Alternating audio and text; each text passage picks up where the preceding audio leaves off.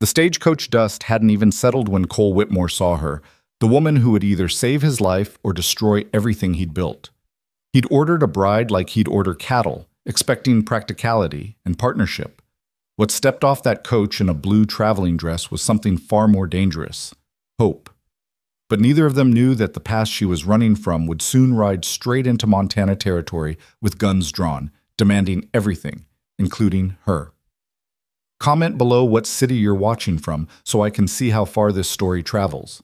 The Montana Territory stretched endless and unforgiving under the October sky of 1875, a vast expanse of rolling grassland that could make a man feel either like a king or the loneliest soul God ever forgot. Cole Whitmore stood on the porch of his ranch house, a structure he'd built with his own hands from timber he'd hauled himself, watching the horizon for the dust cloud that would signal the stagecoach's arrival. His hands gripped the porch railing with a tension that had nothing to do with the autumn chill creeping through his worn leather vest. 6 months. 6 months of letters exchanged with a woman he'd never met. Arrangements made through words on paper that felt both intimate and impossibly distant. The advertisement had been simple enough when he'd placed it in the Boston newspaper. Rancher in Montana Territory seeks wife for partnership and companionship. Must be hardy, practical, and willing to embrace frontier life. He'd received 17 responses. Amelia Grant's letter had been different from the others. No flowery promises, no romantic declarations, just honest words about needing a fresh start, about being capable and educated, about understanding that survival on the frontier required both strength and pragmatism. She'd written about wanting to be useful, to build something lasting. Those words had resonated with something deep in Cole's chest, some echo of his own desperate need for purpose beyond the endless cycle of cattle and solitude. Now, as the dust cloud finally appeared on the horizon, Cole felt his heart hammering against his ribs in a way that annoyed him. He was 32 years old, not some green boy waiting for his first dance. This was a business arrangement, nothing more. He needed help running the ranch, needed someone to manage the house, needed, if he was being honest with himself in the dark hours before dawn, another human voice to break the silence that had become oppressive over the past 3 years since he'd lost his parents to typhoid. The stagecoach rattled into view, its team of 6 horses lathered and tired from the long haul from the railroad depot in Helena. Cole descended the porch steps slowly, each footfall deliberate, buying himself moments to prepare for whatever came next. The driver, a grizzled man named Harker, who'd been running this route for 15 years, pulled the team to a halt with practiced ease. "Got your package, Whitmore?" Harker called down, his weathered face splitting into a knowing grin. "Came all the way from Boston, just like you ordered." Cole felt heat creep up his neck at the teasing tone, but before he could respond, the stagecoach door swung open. For a moment, nothing happened. Then a hand appeared, slender, feminine, but not delicate. The fingers were long and capable-looking, the nails trimmed short and practical. That hand gripped the doorframe with confidence, and then she stepped down.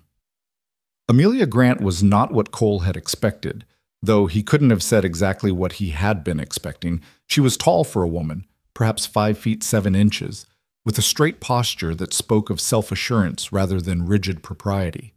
Her traveling dress was a deep blue wool, well made but not fancy, with dust from the journey clinging to its hem.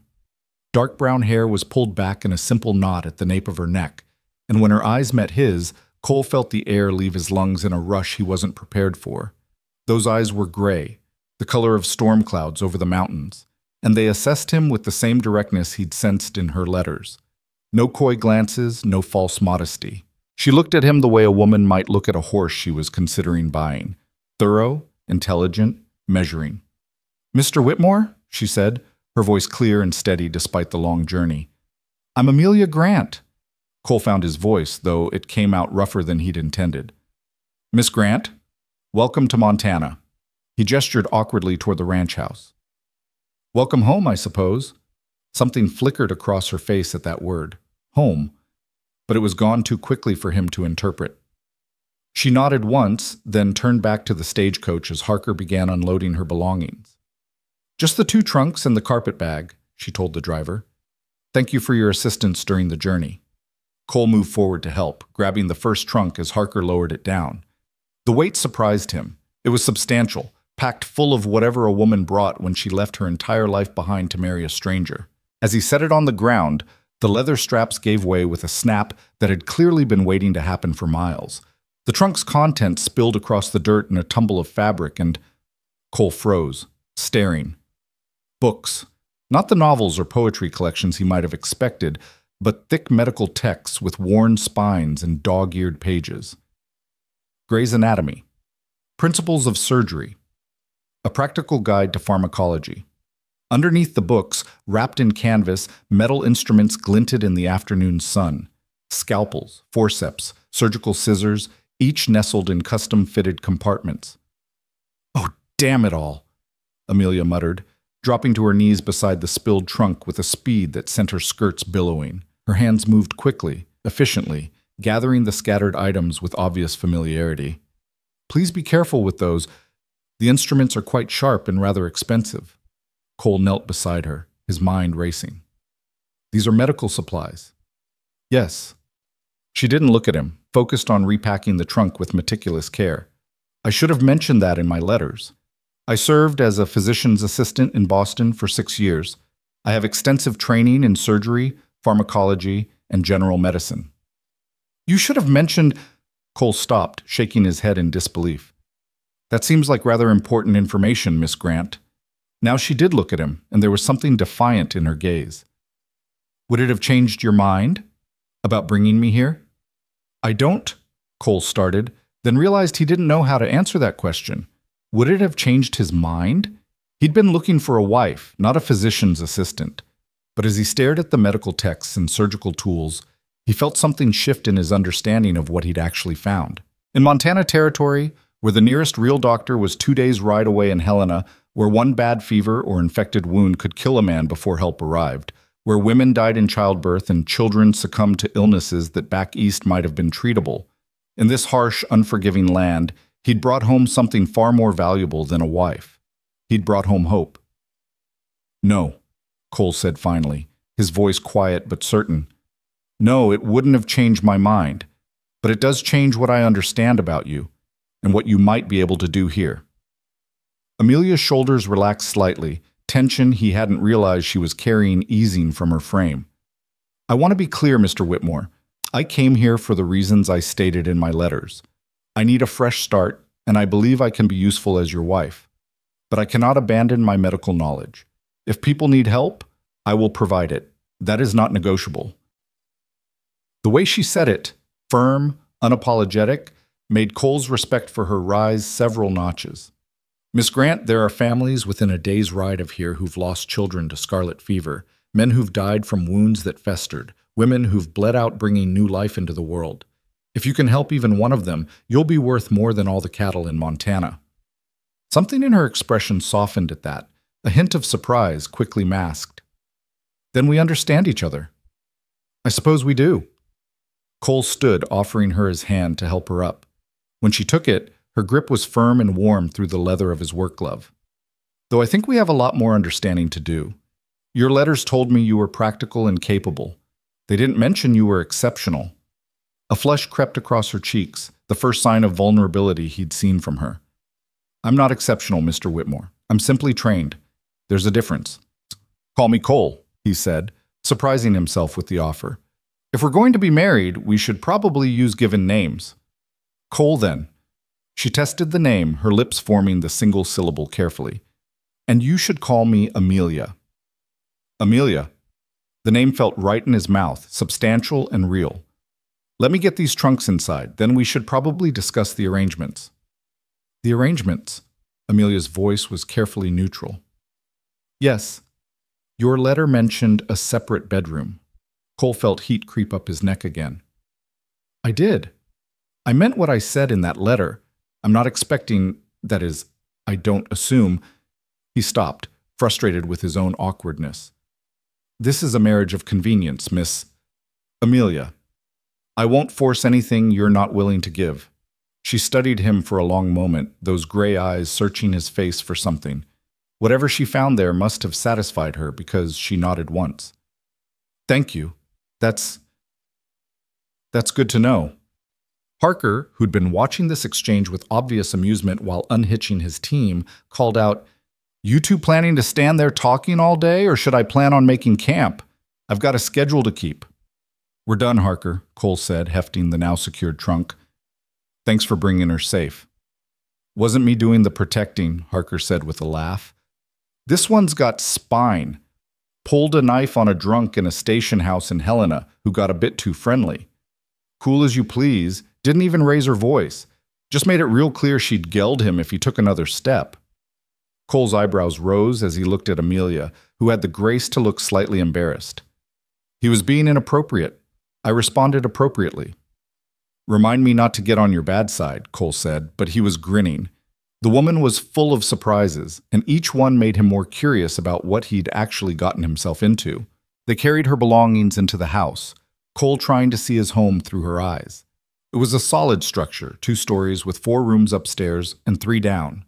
The main room served as kitchen, dining area, and living space, with a stone fireplace he'd built himself dominating one wall. The furniture was simple but well made. A table with 6 chairs, 2 armchairs by the fire, shelves lined with the books his mother had loved, and he'd kept after she died. "It's lovely," Amelia said, and he heard genuine appreciation in her voice. "You built this yourself?" "Most of it. Had help with the barn and the roof, but the rest I did over 3 years. Cole set her trunk down near the stairs. "Your room is upstairs, first door on the right. It has a bed, a dresser, and a washstand. Not fancy, but it's private and warm. That's all I need." Amelia walked slowly through the main room, her fingers trailing over the table's surface, the back of one of the chairs. "How much land do you have?" 800 acres, give or take. About 200 head of cattle, a dozen horses. I've got 3 ranch hands who live in the bunkhouse out back. Joe, Miguel, and Tommy. Good men, hard workers. They know you're coming, and they'll be respectful." Amelia nodded, still exploring the space. She stopped at the bookshelf, scanning the titles with interest. "Your mother's?" she asked, touching the spine of a volume of Emerson's essays. "How did you—" Cole started, then understood. The handwriting in the margins. She liked to make notes. She had good taste, and a questioning mind from what I can see. Amelia pulled out a volume of Shakespeare's plays, flipping through it with obvious familiarity. "My mother loved Shakespeare. She used to read to me when I was young." "Used to." Cole heard the past tense, understood its significance. "She died when I was 14, childbirth. The baby died too, a boy." Amelia's voice was flat, factual, but Cole heard the old pain underneath. The doctor who attended her was drunk. He didn't sterilize his instruments properly. She developed puerperal fever. "I'm sorry." The words felt inadequate, but Cole meant them. "It's why I trained in medicine." Amelia closed the book, sliding it carefully back into place. "I decided that if I ever had the power to prevent that kind of senseless death, I would use it. So when my father's friend, Dr. Harrison, offered to train me as his assistant, I accepted. Spent 6 years learning everything he could teach me." "What happened then?" "Why did you leave?" Cole asked, then immediately regretted it when he saw her face close off. "I'm sorry. You don't have to answer that." "No, it's a fair question." Amelia turned to face him fully, her shoulders squared as if preparing for battle. "Dr. Harrison died last year. His practice was taken over by his son, who had different ideas about women in medicine. He made it clear my services were no longer wanted. At the same time, my uncle began pressing me to accept a marriage proposal from one of his business associates. A man of means, but—" She paused, choosing her words carefully. "Questionable character. When I refused, my uncle became increasingly insistent. I realized I needed to leave Boston entirely. Your advertisement seemed like providence." There was more to the story. Cole could hear it in the careful way she selected her words, see it in the tension that crept back into her shoulders. But he didn't press. They'd have time to learn each other's secrets. "Well," he said, trying to lighten the mood, "providence or desperation, I'm glad you answered the ad. This territory needs people like you." "People like me?" Amelia asked, one eyebrow rising slightly. "Smart, capable, brave enough to start over in a place where everything is uncertain." Cole moved toward the kitchen area. "Speaking of which, are you hungry? It's a few hours until dinner, but I can make coffee, and there's bread from yesterday. Coffee would be wonderful. I haven't had a decent cup since leaving Boston. Amelia followed him, watching as he worked the pump at the sink to fill the kettle. You have running water. That's impressive. Spring-fed from up in the hills. Took me a month to dig the line and lay the pipes, but it was worth it. Cole set the kettle on the stove, adding wood to bring the fire back to life. In winter, we have to keep a fire going constantly, or the pipes freeze. That's one of the hardest things about Montana winters. They're brutal. Temperature can drop to 30 below, snowdrifts can bury the barn. You have to plan for being snowed in for weeks at a time. I'm not afraid of winter, Amelia said quietly. I'm afraid of being useless. Cole looked at her, really looked at her, and saw something he recognized in those storm-gray eyes. It was the same thing he saw in his own reflection sometimes. The desperate need to matter, to build something that would last, to leave some kind of mark on the world that said I was here, and it meant something. You won't be useless here, he said, his voice rough with sincerity. I can promise you that.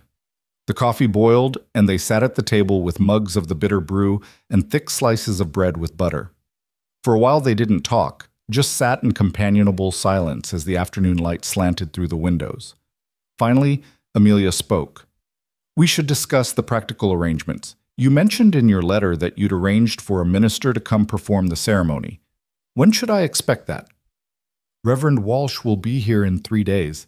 He rides a circuit through the territory, preaching and performing ceremonies. I sent word when I got your last letter confirming you were coming.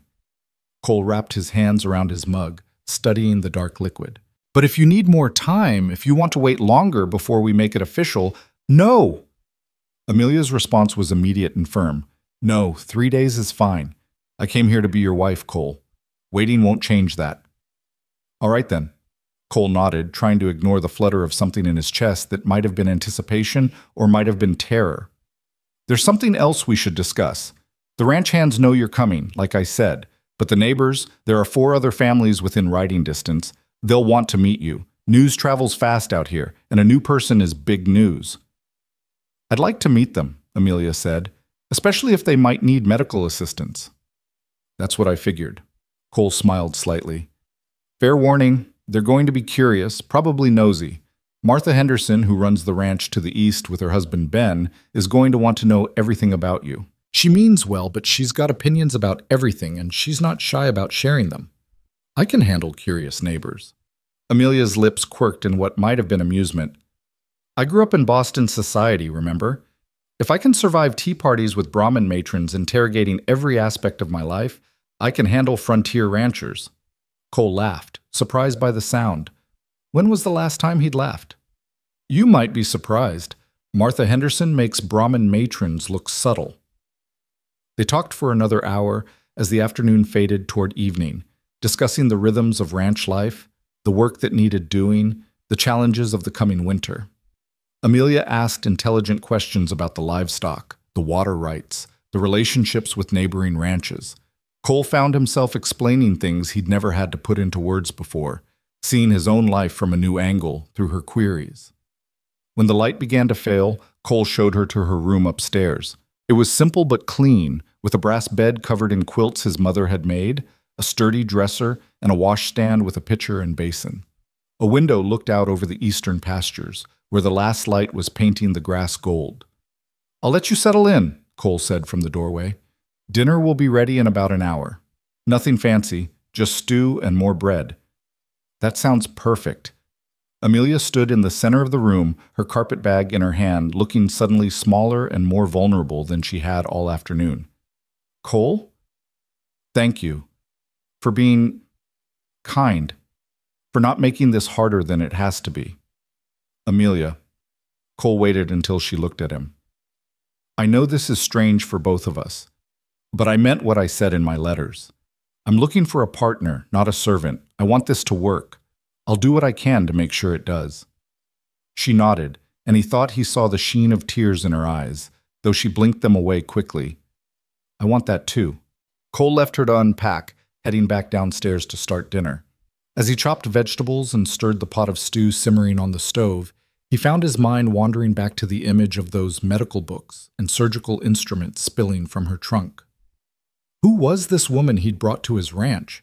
What had driven her from Boston, really? And what would it mean to have someone so capable, so educated, so clearly running from something, sharing his home? The sound of footsteps on the stairs brought him back to the present. Amelia had changed from her traveling dress into something simpler, a gray cotton dress with a white collar, her hair still pulled back but looser now, a few strands escaping to frame her face. She looked younger somehow, less guarded. "Can I help?" she asked. "You don't have to. I want to." She moved to the sink without waiting for his agreement, beginning to pump water into a pot. "If we're going to be partners, I should start acting like it. Besides, I'm a decent cook. Dr. Harrison's housekeeper taught me. Said a physician should know how to nourish the body as well as cure it." They worked together in a rhythm that surprised Cole with its ease. Amelia proved to be more than a decent cook. She was efficient and knowledgeable, seasoning the stew with herbs from the dried bundles hanging near the stove, slicing bread with practiced precision, setting the table with simple grace. They ate as full darkness fell outside, the windows becoming mirrors reflecting the lamplight. The stew was better than anything Cole had made in months, rich and savory, the bread still warm enough to melt the butter. "This is good," Cole said, meaning both the food and the moment, the strange comfort of sharing a meal with someone after years of eating alone. "It is," Amelia agreed, and he thought she meant the same thing. After dinner, they sat by the fire while Amelia told him more about Boston, about the cases she'd assisted with, the techniques she'd learned. Cole found himself fascinated by the details of her work. The precision required, the problem-solving, the way she described saving lives with the same matter-of-fact tone he might use to describe fixing a broken fence. "The human body is remarkable," she said, staring into the flames. "It can endure incredible trauma and still heal, given the right conditions. But it can also fail completely from something as small as a splinter if infection sets in. The margin between life and death is often thinner than people realize." "Out here, that margin's even thinner," Cole said. "Last winter, Tom Reynolds, he ran the ranch about 10 miles north, died because a wound on his hand got infected. Just a cut from mending fence. Nothing that should have killed him. But it festered, and by the time anyone knew how bad it was, there was nothing to be done. He left behind a wife and 3 children. "Where are they now?" Amelia asked. The wife remarried in spring, Dan Porter, a widower from over by Helena. The children went with them. It was practical, necessary even. But those kids lost their father over something that probably could have been prevented with proper treatment. Amelia was quiet for a moment, her gray eyes reflecting the firelight. "I can't promise to save everyone, Cole. Medicine isn't magic. Sometimes the body fails despite our best efforts. But I can promise to try. Every time. For every person who needs help." "That's all anyone can ask," Cole said. The clock on the mantel chimed 9, and Amelia stifled a yawn. "I should probably sleep. It's been a very long day." "Of course." Cole stood when she did, suddenly awkward again. "If you need anything during the night, I'll be fine." She paused at the foot of the stairs, one hand on the railing. "Cole, I know I already said this, but thank you for giving me this chance. I won't disappoint you." "I don't think you could if you tried," Cole said honestly. He watched her climb the stairs, listened to the sound of her door closing, the creak of floorboards as she moved around the room above his head. Then he banked the fire, checked the locks, and went to his own room, the one at the back of the house that had been his parents' and became his after they died. He lay in bed staring at the ceiling, listening to the familiar sounds of the house settling, the wind moving through the grass outside, and one new sound, the faint movement of another person living above him. It should have felt strange, intrusive even. Instead, it felt like something he'd been missing without realizing it. A presence, a purpose beyond mere survival. Hope. Sut. The next 2 days passed in a flurry of activity as Cole tried to prepare the ranch, and himself, for the wedding that would make Amelia permanently his wife. He threw himself into work, mending fences, checking on cattle, coordinating with his ranch hands to ensure everything was running smoothly. But his mind kept drifting back to the house, to the woman who was transforming it simply by being there. Amelia spent those days exploring the ranch, getting her bearings, and settling into the rhythms of frontier life. Cole would catch glimpses of her from the pastures, hanging laundry with efficient movements, tending the kitchen garden that had been neglected since his mother's death, organizing the pantry with systematic precision. On the second day, young Tommy, the youngest of his ranch hands at just 19, came limping into the barn where Cole was checking the horses. "Boss," Tommy said, his face twisted with pain, "I think I did something to my ankle, was moving hay bales and felt something pop." Cole's first instinct was worry. An injured hand couldn't work, and they couldn't afford to be short-handed with winter coming. But then he remembered. "Come on," he said, helping Tommy toward the house. "Let's have the lady take a look." They found Amelia in the kitchen, grinding something with a mortar and pestle. She looked up at their entrance, and her expression immediately shifted to professional assessment. "What happened?" she asked, already moving toward them. "Ankle," Tommy said. "Hurts like hell. Pardon my language, ma'am. I've heard worse. Sit down." Amelia guided him to a chair with firm gentleness. "Let me see." Cole watched as she knelt beside Tommy, her hands moving over the injured ankle with confident expertise. She asked questions: how it happened, what kind of pain, could he move it, all while carefully removing Tommy's boot and examining the swelling joint. "It's not broken," she said finally. "You've strained the ligaments. It's going to be painful for a few days, but with proper care, you'll heal." She stood, moving to where her medical supplies had been arranged on a shelf near the kitchen. "I'm going to wrap it to provide support, and I'll give you willow bark tea for the pain. You'll need to stay off it as much as possible for at least 3 days." "3 days?" Tommy protested. "But ma'am, we've got work." "The work will still be there after your ankle heals," Amelia said firmly, returning with bandages and a small packet. "If you try to work on it now, you'll make it worse and be laid up for weeks instead of days. Is that what you want?" "No, ma'am," Tommy muttered, properly chastised. Cole hid a smile as he watched Amelia wrap the ankle with practiced efficiency, explaining to Tommy how to recognize signs of worsening injury and what to do if the swelling didn't reduce. This was the woman he'd seen glimpses of in her letters, confident, competent, brooking no nonsense when it came to health and safety. "Thank you, Mrs. Tommy stopped, flustered. "I mean, Miss Grant, or what should I call you?" "Amelia is fine," she said, securing the bandage. "And in 2 days, it will indeed be Mrs. Whitmore. For now, Miss Grant works." After Tommy had limped off to the bunkhouse with strict instructions to rest and a packet of willow bark tea, Cole lingered in the kitchen. "That was impressive." "That was basic care," Amelia corrected, but he could see she was pleased, "though I'm glad I could help.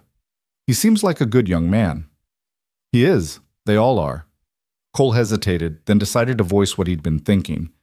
"Amelia, I've been considering something. The supply room off the back of the house, it's full of junk right now, things I should have cleared out years ago.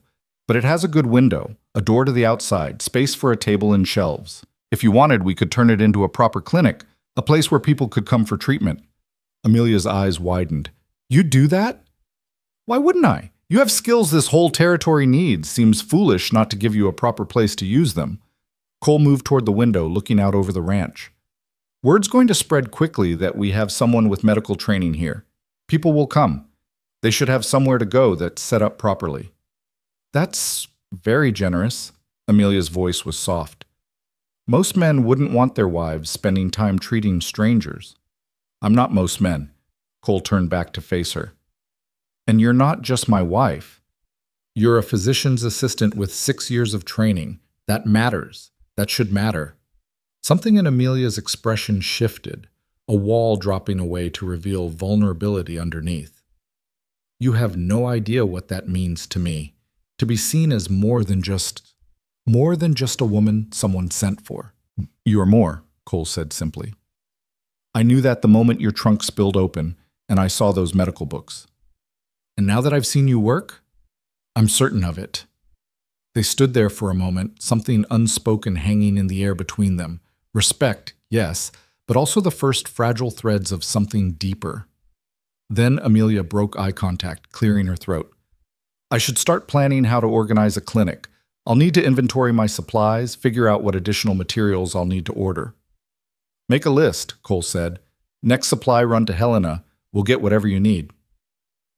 The day of the wedding dawned clear and cold, the kind of Montana morning where the sun glinted off frost-touched grass and breath steamed in the air. Cole woke early, as always, but instead of heading straight out to start his work, he took extra time shaving carefully, putting on the clean clothes he'd set aside, trying to calm the nervous energy thrumming through his veins. It's just a formality, he told himself. Nothing's really changing. But that was a lie, and he knew it. Everything was changing. Had already changed the moment Amelia stepped off that stagecoach. Reverend Walsh arrived mid-morning, a thin man with kind eyes and a habit of quoting scripture at unexpected moments. He'd brought his wife, Eleanor, a plump woman with a warm smile who immediately took charge of the kitchen, insisting on preparing a proper wedding meal. The ceremony was held in the main room of the house, with Cole's 3 ranch hands and the Walsh couple as witnesses. Amelia appeared at the top of the stairs wearing a simple dress of dark green wool that brought out the color in her gray eyes. She'd arranged her hair carefully, and she carried a small bouquet of late-season wildflowers that Eleanor must have helped her gather. She was beautiful, not in the delicate ornamental way that society ladies cultivated, but in something more essential, the beauty of strength and intelligence and quiet courage. Cole's breath caught as she descended the stairs, her eyes meeting his with that same direct gaze that had struck him on the first day. No artifice, no games, just honesty. The ceremony was brief, Reverend Walsh's words familiar and comforting. Do you, Cole Whitmore, take this woman to be your lawfully wedded wife, to have and to hold, from this day forward, for better or for worse, for richer or for poorer, in sickness and in health, to love and to cherish, until death do you part? I do, Cole said, his voice steady.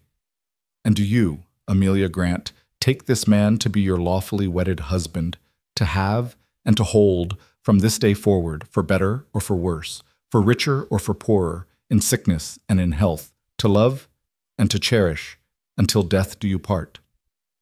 I do. Amelia's voice was clear, unwavering. Cole slipped a simple gold band onto her finger, his mother's ring, which had been sitting in a drawer since her death. It fit perfectly, as if it had been waiting for this moment, for this woman. By the power vested in me by the territory of Montana and the grace of God, I now pronounce you husband and wife. Reverend Walsh smiled. You may kiss your bride, young man. Cole hesitated, suddenly aware of the gulf between the ceremony's words and the reality of their arrangement. But Amelia solved the problem by stepping forward and placing a chaste kiss on his cheek, her hand resting briefly on his arm. Thank you, she whispered, too quiet for anyone else to hear, for making me feel like this is real. It is real, Cole whispered back, surprising himself with the truth of it, every word of it. The wedding meal was simple but festive, Eleanor Walsh having worked miracles with the supplies in Cole's pantry. They ate roasted chicken, fresh bread, vegetables from the garden, and a dried apple pie that was surprisingly good. The conversation flowed easily, the Walsh couple sharing news from their circuit, births, deaths, marriages, the small dramas that made up frontier life. As the afternoon wore on and the Walsh couple prepared to depart for their next stop, Eleanor pulled Amelia aside. Cole, helping Reverend Walsh hitch his team, couldn't hear what was said, but he saw Amelia nod, saw Eleanor pat her hand maternally, saw something in his new wife's expression that might have been gratitude or might have been unshed tears. Then they were gone, and Cole and Amelia were alone in the house that was now officially theirs, together.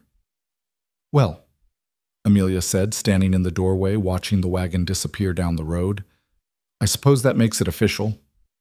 I suppose it does. Cole came to stand beside her. Mrs. Whitmore. That's going to take some getting used to, she admitted. The name, I mean. For both of us. Cole glanced at her.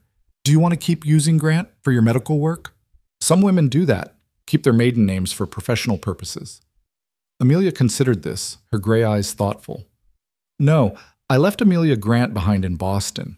Whatever I build here, I want to build as Amelia Whitmore, as your wife and partner.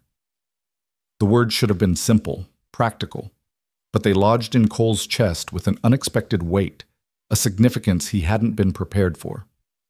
That evening, they sat by the fire again, but something had shifted between them. The wedding ceremony, brief as it was, had created a bond that was more than just legal. They were tied together now, their futures intertwined in ways that went beyond convenience or practicality. "Tell me about your parents," Amelia said suddenly. "You mentioned they died of typhoid, but you've never really talked about them." Cole was quiet for a moment, old grief stirring. "My father was a dreamer. He dragged us out here when I was 15, convinced he could build an empire raising cattle. My mother thought he was crazy, but she loved him, so she came anyway. They worked themselves to the bone for 15 years building this place up from nothing." "And then they died," Amelia said softly. "And then they died." Cole stared into the flames. 3 years ago. There was an outbreak of typhoid that swept through the territory. They got it from contaminated water at a neighboring ranch. My father went first, and my mother, she just gave up after that. Stopped fighting. She loved him so much that losing him broke something in her. "I'm sorry." Amelia's hand found his, her fingers threading through his. The touch was comforting, not romantic, but it meant something. "That must have been terribly hard." "It taught me something," Cole said, his voice rough. "It taught me that love like that, the kind that consumes you, the kind that makes someone else your whole world, it's dangerous. When you lose that person, you lose yourself too. My mother basically died of a broken heart. I swore I'd never let that happen to me." "Is that why you wanted a practical marriage?" Amelia asked. "To protect yourself?" "Yes." Cole looked at her, this woman he'd promised to honor and cherish just hours ago. "I'm not looking for grand passion, Amelia. I'm looking for partnership, respect, shared purpose. Something stable that won't destroy me if it ends." Amelia was quiet for a long moment, her thumb tracing circles on the back of his hand. "I understand that. More than you might think. I've seen what happens when women lose themselves in men, when their entire identity becomes tied to someone else. My mother did that. She loved my father so completely that when he started drinking after she died, when he let our home fall apart, I think part of her would have been heartbroken. So we both know the risks," Cole said. "We do." Amelia squeezed his hand once, then released it. "Which is why this arrangement makes sense. Partnership without the danger of losing ourselves. Respect without the risk of heartbreak." "Exactly," Cole agreed. But as they sat there in the firelight, Cole felt a small voice in the back of his mind whispering that protection might come at a cost, that walls built to keep out pain might also keep out something else, something worth the risk. He ignored that voice. He was practical, sensible, careful. That's what had helped him survive out here. That's what would help them both survive whatever came next. Even if, when he finally went to bed that night and lay awake listening to Amelia moving around in the room above him, he couldn't quite convince himself that survival was all he wanted anymore. The first week of their marriage settled into a rhythm that surprised Cole with its naturalness. Amelia rose before dawn, as he did, and they'd share coffee in the quiet darkness before the day's work pulled them in different directions. She proved herself capable in ways that went far beyond her medical training, mending clothes with neat, efficient stitches, managing the household accounts with a head for numbers that put his own rough tallying to shame, even helping with the horses when the ranch hands needed an extra pair of hands. But it was her medical work that truly began to define her place in the territory. Word spread faster than wildfire through the scattered ranches and homesteads. There was a woman at the Whitmore place who knew medicine, real medicine, not just folk remedies and prayers. The first patient who came seeking help arrived on a gray November morning, barely a week after the wedding. Cole was in the barn when he heard the sound of hoofbeats approaching fast. He emerged to see Ben Henderson, their nearest neighbor, riding hard with something wrapped in a blanket clutched against his chest. "Cole!" Ben shouted, pulling his horse to a skidding stop. "Is it true? Your wife? She knows doctoring?" "She does," Cole said, already moving toward the house. "What happened?" "It's Sarah, my youngest." Ben's weathered face was tight with fear as he dismounted, cradling the bundle carefully. "She's burning with fever, been sick for 2 days now, and it's getting worse. Martha's beside herself with worry." Cole pushed open the door. "Amelia!" She appeared from the back room, the supply room that they'd spent the past 3 days converting into a proper clinic. Her hair was tied back with a kerchief, and her sleeves were rolled up, revealing arms already marked with the small cuts and bruises that came from moving heavy shelves and organizing supplies. "What's wrong?" she asked, but her eyes had already found the bundle in Ben's arms, and her expression shifted instantly to focused concern. "My daughter," Ben said. "She's 5 years old. High fever, won't eat, just lies there like—" His voice broke. "Bring her into the clinic." Amelia's voice was calm, authoritative. "Cole, I need you to pump fresh water and put a kettle on to boil. Ben, come with me." Cole did as instructed, his hands working automatically while his mind raced. He'd seen childhood fevers before, seen how quickly they could turn deadly, how many small graves dotted the territory's informal cemeteries. Please, he thought, surprising himself with the fervor of the prayer. Please let her be able to help.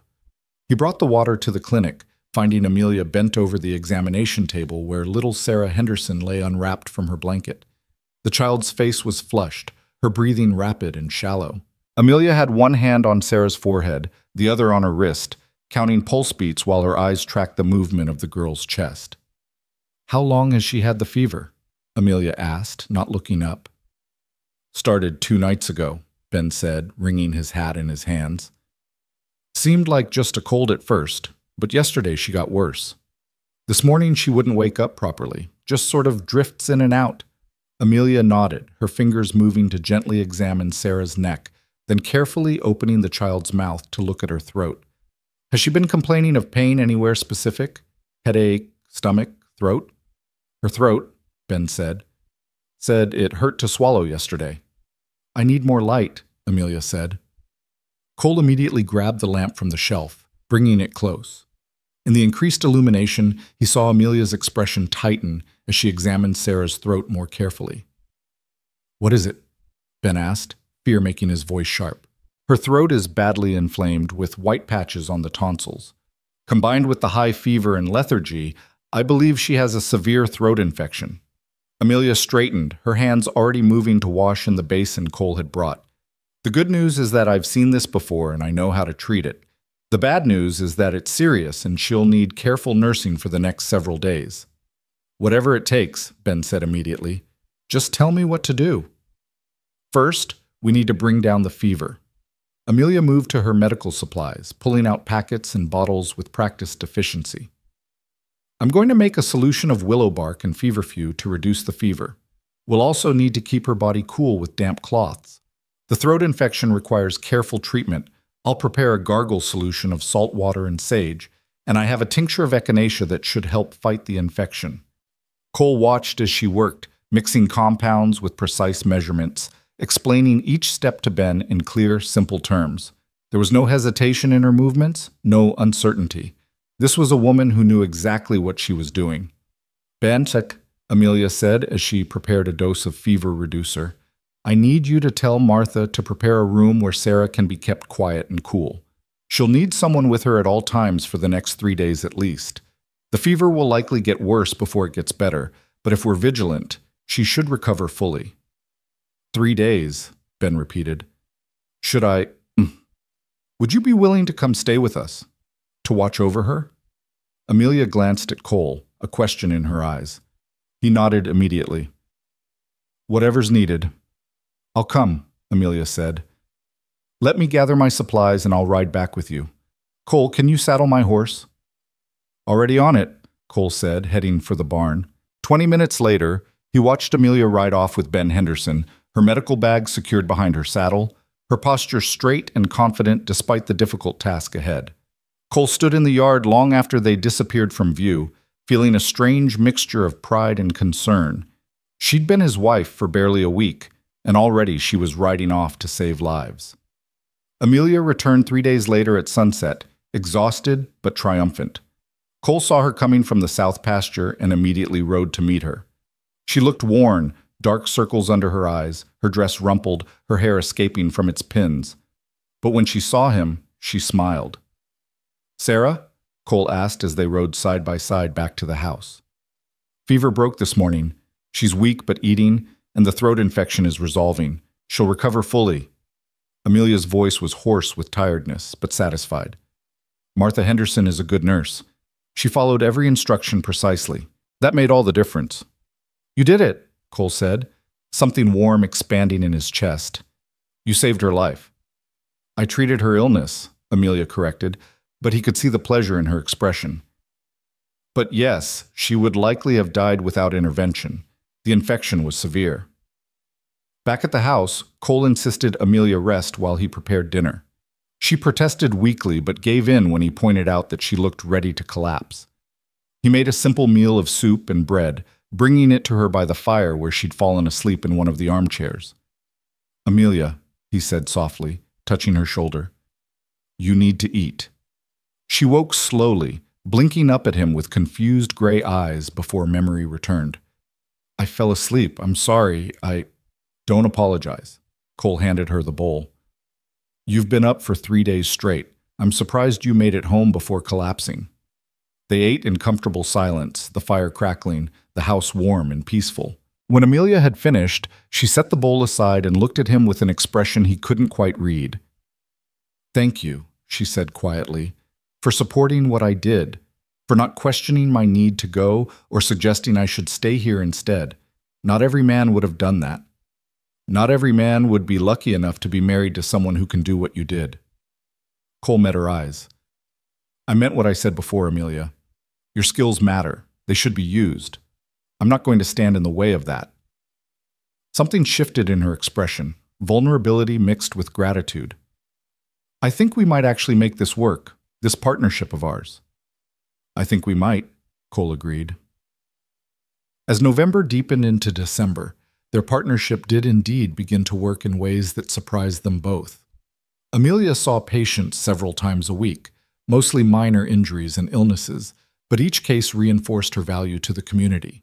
Cole found himself taking pride in introducing her as my wife, who has medical training, watching neighbors' faces light up with relief at knowing help was finally available. They developed their own rhythms and routines. Mornings began with coffee together, reviewing the day's work.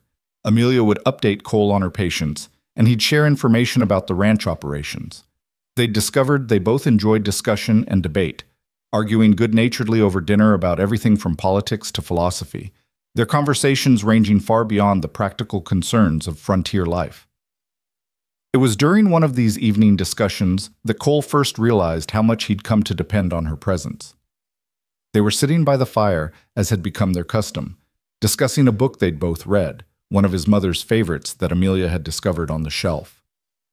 The protagonist is fundamentally selfish, Amelia was arguing, her eyes bright with the pleasure of debate. Every choice he makes is motivated by what benefits him, even when he claims otherwise. That's not selfishness, that's self-preservation, Cole countered. He's trying to survive in impossible circumstances. You can't fault someone for that. I'm not faulting him for surviving. I'm faulting him for pretending his choices are noble when they're actually self-serving. If he'd just admit he's acting out of self-interest, I'd respect him more. Amelia leaned forward, gesturing with the hand not holding her teacup. Honesty about one's motivations is crucial. Otherwise, you're just lying to yourself and everyone else. Is that what you think I'm doing? Cole asked, the words coming out before he'd fully thought them through. With this marriage? Lying to myself about my motivations? Amelia stilled, her expression becoming guarded. I don't know. Are you? Cole considered the question seriously. I thought I knew exactly what I wanted. A practical partnership, someone to help run the ranch. Companionship without the danger of real attachment. But lately I've been wondering if I was lying to myself about that last part. What do you mean? Amelia's voice was soft, careful. I mean that I'm starting to realize that protecting yourself from pain also means protecting yourself from other things, good things. Cole set down his own cup, his hands restless. I told you about my parents, about how my mother died of heartbreak. I was so afraid of ending up like her that I convinced myself I didn't want or need that kind of connection. But being married to you, even in this practical arrangement, has made me wonder if I was wrong. Amelia was quiet for a long moment, her gray eyes searching his face. What are you saying, Cole? I'm saying that I value you, not just for your medical skills or your help with the ranch. I value talking to you, hearing your thoughts, coming home and knowing you'll be here. I value your company. He paused, then added carefully, And I think maybe I was wrong to assume that valuing someone necessarily leads to the kind of all-consuming attachment that destroyed my mother. Cole. Amelia set down her own cup, twisting her wedding ring, his mother's ring, around her finger. I need to tell you something about why I really left Boston, about what I was running from. You don't have to see. I do. She took a deep breath. I told you that my uncle wanted me to marry one of his business associates. What I didn't tell you was that the man, Charles Blackwood, was dangerous. He had a reputation for controlling behavior, for isolating his previous wives from their families and friends. His first wife died under suspicious circumstances, officially ruled an accident, but there were rumors. Cole felt anger rising in his chest. And your uncle wanted you to marry him anyway? My uncle owed him money, a lot of money. The marriage was supposed to settle the debt. Amelia's voice was flat, factual, but Cole could hear the old fear underneath. When I refused, Blackwood became persistent. He started showing up at Dr. Harrison's office, at my home, making it clear that he wouldn't accept my refusal. That's when I saw your advertisement. It felt like providence, a way to escape completely, to become someone else in a place where Blackwood couldn't follow. Did he know you were leaving? Cole asked. Not initially, but my uncle would have told him by now. He'll know I came west, probably even know I answered a mail-order bride advertisement. Amelia finally looked at him, and in her eyes he saw a vulnerability that made his chest ache. I didn't tell you because I didn't want you to feel obligated to protect me from something that might never materialize. For all I know, Blackwood has forgotten about me, found some other woman to pursue. But if he hasn't, if he comes looking, I wanted you to know the truth. Cole stood, moving to kneel beside her chair so they were at eye level. Amelia, listen to me. You are my wife. That means something to me, arrangement or not. If this Blackwood shows up here, he'll have to go through me to get to you, and I promise you, that won't be easy. Tears shone in her eyes. I don't want you to feel obligated. It's not obligation. Cole took her hands in his, feeling how cold her fingers were despite the fire's warmth. It's care. I care about you, Amelia. I care about your safety, your happiness, your right to live free from fear. If that makes our arrangement less practical and more complicated, then so be it. A tear escaped, trailing down her cheek. I care about you too, she whispered, more than I expected to, more than I probably should, given our agreement. Maybe our agreement was short-sighted, Cole said, his thumbs rubbing gentle circles on the backs of her hands. Maybe we were both so focused on protecting ourselves that we didn't consider what we might actually want. What do you want, Cole? Amelia asked, her voice barely audible. I want this to be real, he admitted. I want whatever's growing between us to be allowed to grow. I want to stop being so damn careful all the time and just see where this goes. Amelia let out a shaky breath, half laugh, half sob. That's terrifying. I know. Cole smiled slightly. But maybe it's worth being terrified if it means we get to actually live instead of just surviving. She freed one hand to touch his face, her palm warm against his cheek. I left Boston looking for safety and stability. I never expected to find this, you. I advertised for a practical wife. I never expected to find someone who makes me want to be braver than I am. Cole turned his head slightly, pressing a kiss to her palm. So what do we do now? Don't know, Amelia said honestly. Take it slowly. See how we feel. Try to be honest with each other instead of pretending we're not affected. I can do that. Cole stood, gently pulling her up with him. Starting with this, I'm going to kiss you properly. Not a wedding peck on the cheek, but a real kiss. And if you don't want that, tell me now. Amelia's answer was to step closer, her hands coming up to rest on his chest. I want that. So Cole kissed his wife for the first time, really kissed her, and felt something inside him shift and settle into place. Her lips were soft, her response tentative at first, and then more confident. When they finally pulled apart, both slightly breathless, he rested his forehead against hers. Well, Amelia said, a hint of humor in her voice. That was decidedly impractical. Cole laughed, the sound surprised out of him. Completely. Want to be impractical again? Very much, she said, and kissed him.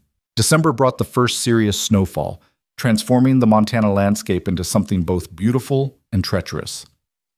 Cole taught Amelia how to prepare for winter storms, how to read the sky for approaching weather, how to ensure the livestock were protected and the woodpile was stocked. She absorbed the lessons with the same focused intelligence she brought to everything, asking questions, taking mental notes, adapting quickly to the demands of frontier winters. Their relationship continued to deepen in ways both large and small. Cole moved some of his belongings into Amelia's room, gradually, tentatively, both of them navigating this new intimacy with care.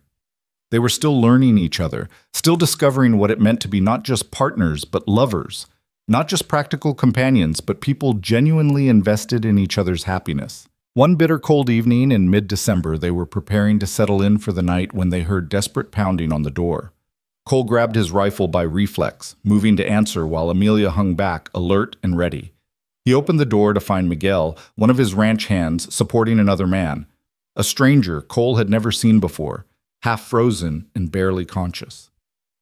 "Found him about a mile out," Miguel said, his breath steaming in the frigid air. "He was trying to make it here on foot, kept saying he had to warn you about something." "Get him inside," Cole ordered, helping Miguel drag the man toward the fire. "Amelia," but she was already there, her medical bag in hand, her expression focused. "Get his outer clothes off carefully. Don't rub the skin if there's frostbite. Miguel, bring blankets, warm ones. Cole, I need warm water, not hot, and some of that whiskey from the cupboard."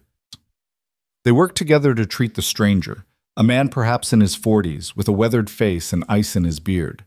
Amelia examined him methodically, checking for frostbite, hypothermia, other injuries.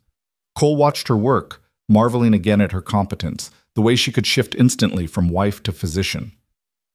"He'll be all right," she said finally, after they'd gotten him wrapped in blankets near the fire with warm liquid starting to bring his temperature back up. "Mild frostbite on his fingers and toes, but no permanent damage if we're careful. He's mostly just exhausted and half frozen." "Who is he?" Miguel asked. "Why was he trying to reach the ranch?" As if in answer, the stranger's eyes fluttered open. He looked around wildly for a moment before focusing on Cole. "Whitmore? Cole Whitmore?" "That's me," Cole said, kneeling beside him. "Who are you? What were you trying to warn me about?" "Name's Jim Carson. I was a ranch hand over in Wyoming territory." The man's voice was rough, his words coming slowly as if it hurt to speak. "About 3 weeks ago, a man came through asking questions. Rich man, fancy clothes, traveling with hired guns. He was looking for a woman. Described her down to the color of her eyes. Said she'd run off and he was bringing her back." Cole felt ice that had nothing to do with the temperature settle in his gut. He looked at Amelia, saw her face had gone pale. "What was this man's name?" she asked, though Cole could tell she already knew. "Blackwood," Carson said. "Charles Blackwood. And ma'am, I'm sorry to be the one to tell you this, but he's coming here. He knows where you are." The room fell silent, except for the crackle of the fire. Cole saw Amelia's hands clench in her lap, saw her straighten her spine with visible effort. "How long until he arrives?" Cole asked, his voice deadly calm.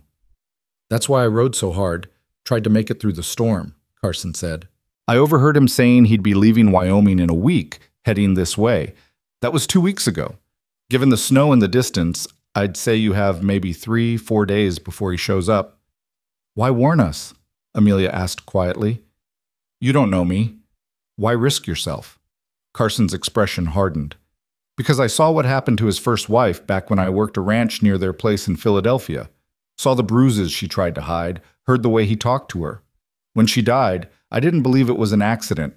Nobody did, but he had money and influence, so nothing came of it."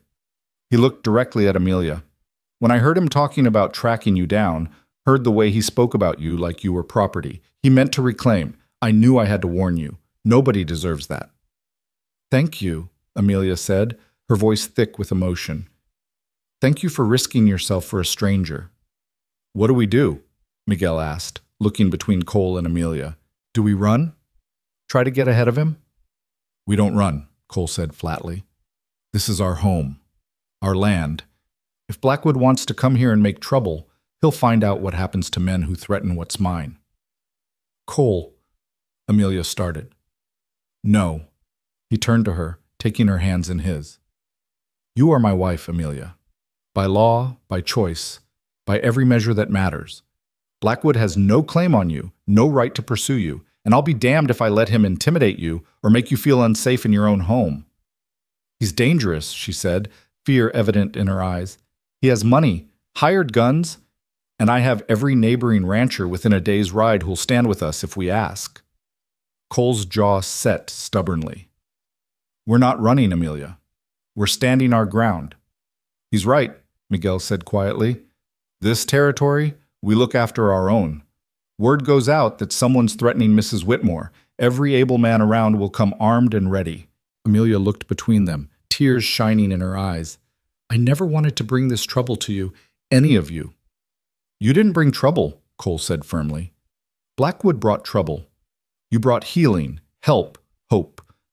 There's a difference. She pulled him close, burying her face in his chest. Cole wrapped his arms around her, feeling her trembling despite her attempts to stay composed. Over her head, he looked at Miguel.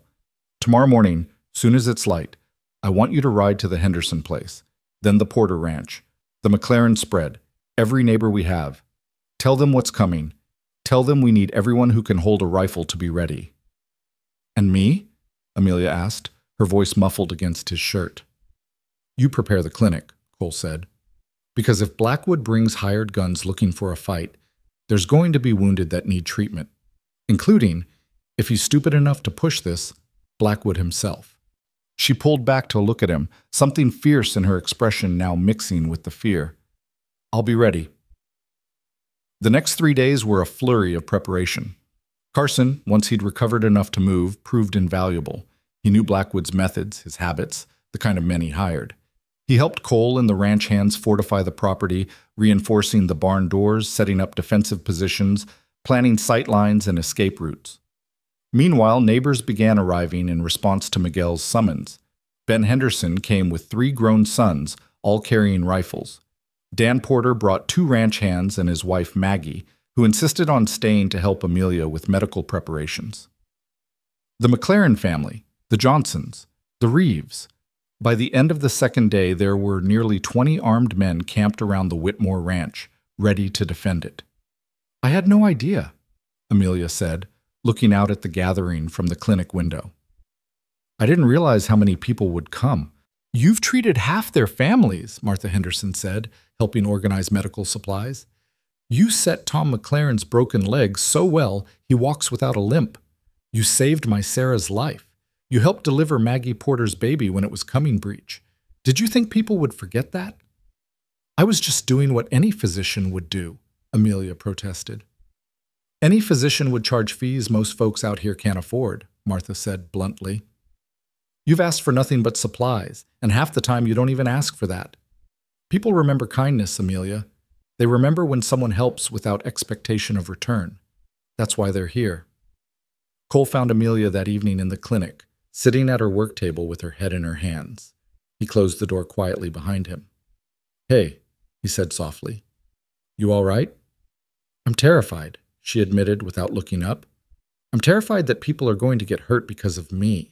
That you're going to get hurt because of me. That I made a terrible mistake thinking I could escape my past by running west. Cole moved to sit beside her, pulling her against his side. Listen to me. Whatever happens tomorrow or the next day, or whenever Blackwood arrives, it's not your fault. You didn't do anything wrong by refusing to marry a dangerous man. You didn't do anything wrong by seeking safety. And you sure as hell didn't do anything wrong by building a life here, by helping people, by becoming someone this community values and wants to protect. But if someone dies, then it will be Blackwood's fault for coming here with violence in mind. Cole tilted her face up to meet his eyes. Amelia, I need you to hear this. I'm not fighting for you out of obligation or because we made some arrangement. I'm fighting for you because you're my wife and I love you. Her breath caught. What? I love you, Cole repeated, the words feeling both terrifying and right. I know we said this was practical, that we'd protect ourselves from getting too attached, but I failed completely at that. I love your intelligence, your compassion, your strength, I love the way you argue with me about books and the way you bite your lip when you're concentrating on something difficult. I love that you came west willing to start over, and I love what you've built here in just 2 months. I love you, Amelia, all of you." Tears spilled down her cheeks. "I love you too," she whispered. "I think I started falling in love with you that first day, when you looked at my medical books and saw value instead of oddity, when you supported my work instead of trying to limit it. I've been terrified to admit it, but Cole, I love you so much it scares me." "Then we're both terrified together," he said, kissing her forehead, her cheeks, her lips. "But at least we're honest about it now."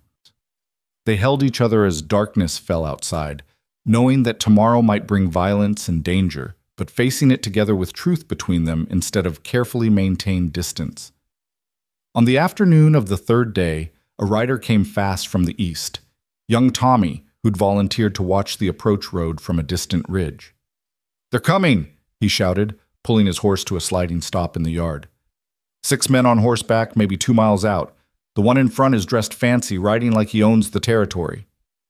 "That's Blackwood," Carson confirmed grimly. "Always did ride like he was better than everyone else." Cole felt his heart rate increase, but kept his voice calm. "Everyone to positions. Remember, we hold defensive ground. Nobody shoots unless they shoot first, but be ready. Miguel, you're with me at the front. Ben, take your sons and cover the barn.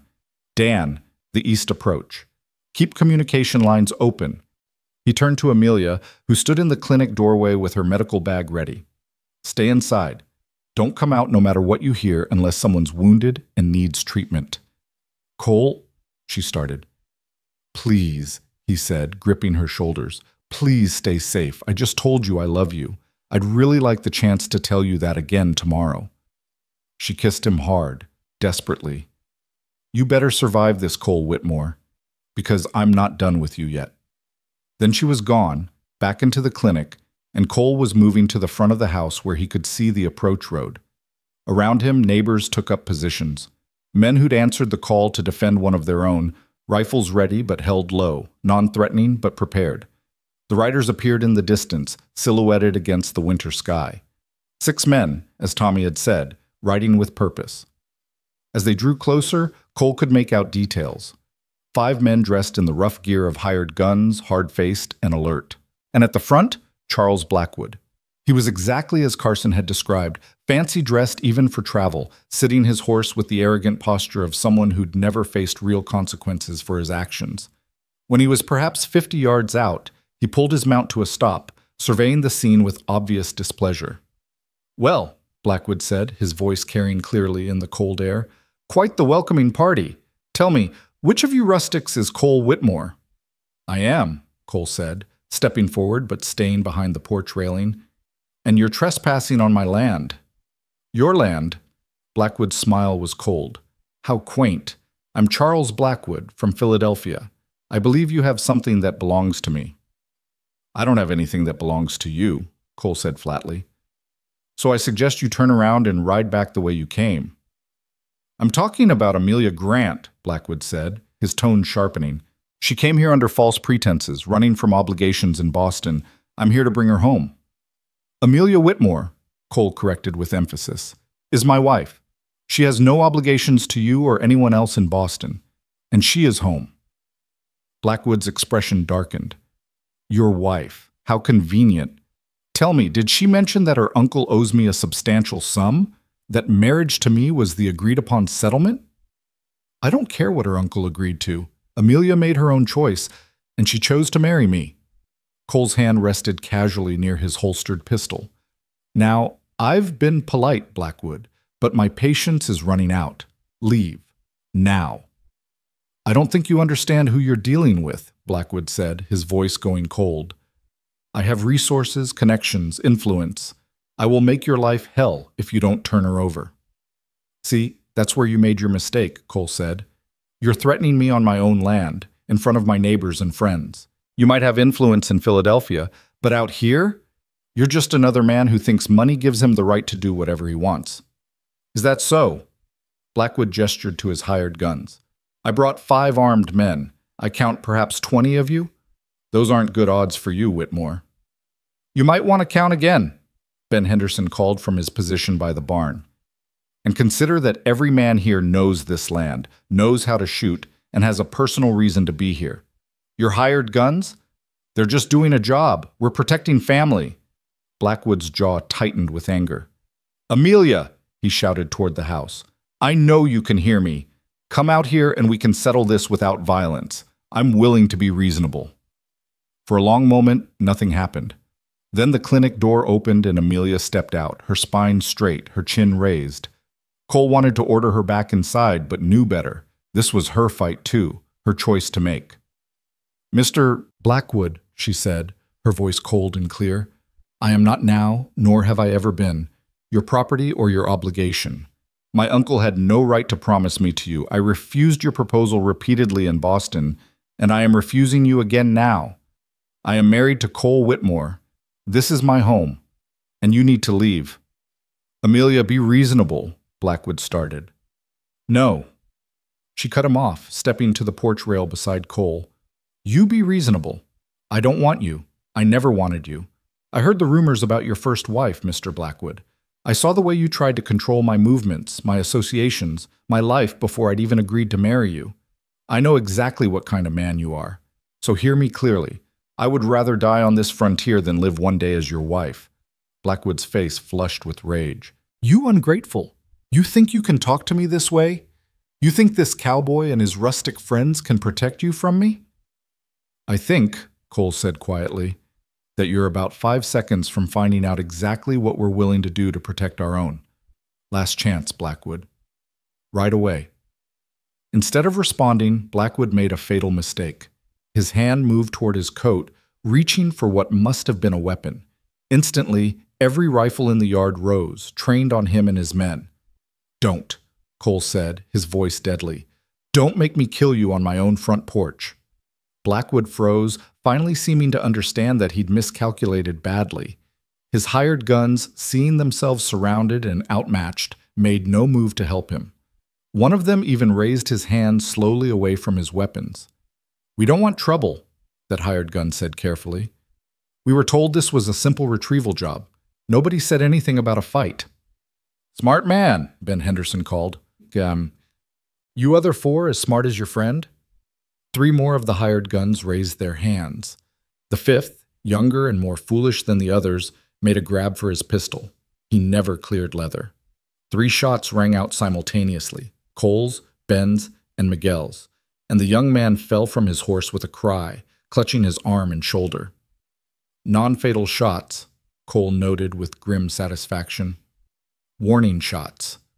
The sharp report of gunfire still hung in the air when Amelia pushed past Cole, medical bag already in hand, moving toward the wounded man with the focused determination he'd come to recognize. She was a healer before anything else, even when treating someone who'd come to do her harm. "Let her through," Cole ordered, keeping his gun trained on Blackwood. "Anyone tries to interfere with her treating him, they'll get worse than a flesh wound." Amelia knelt beside the fallen man, her hands already working to assess the damage. "You're lucky," she said coolly as she examined his wounds. "The bullet went through the shoulder muscle cleanly, and the arm wound is superficial. You'll live, though it's going to hurt considerably for the next few weeks." "You're treating me?" the young man gasped, his face pale with shock and pain. "But I was trying to shoot my husband. Yes, I noticed." Amelia's tone was arctic as she worked. "I'm treating you because that's what I do. I treat wounded people, regardless of whether they deserve it. But make no mistake, you came here to do harm, and you're fortunate that the men protecting this ranch have better aim and more mercy than you showed." Cole felt pride swell in his chest watching her work, even as he kept his attention on Blackwood, who had gone very still and very quiet as he watched the scene unfold. The man's expression had shifted from rage to something closer to shocked calculation. He was finally understanding that he'd walked into a situation far beyond his control. "Seems your hired guns aren't very loyal," Cole observed, noting that the 4 uninjured men had dismounted at Ben Henderson's orders and were allowing themselves to be disarmed without resistance. "Or very competent." "This isn't over, Whitmore," Blackwood said, though his voice had lost its earlier confidence. "I have lawyers, resources." "Then use them," Cole interrupted. Take me to court if you think you have any legal standing. Spoiler, you don't. Amelia is my lawfully wedded wife, married by a licensed minister, properly registered in the territorial records. She came here of her own free will, married me of her own free will, and chooses to stay here of her own free will. No judge in any court would side with you. Her uncle has no legal authority over an adult woman, Amelia called from where she was wrapping the wounded man's arm, particularly one who is now married. Mr. Blackwood, you have lost. Go home. Find someone else to obsess over. I am never going to be yours. Blackwood's horse danced nervously as his hands tightened on the reins. For a moment, Cole thought he might try something desperate and stupid. Then, finally, common sense seemed to prevail.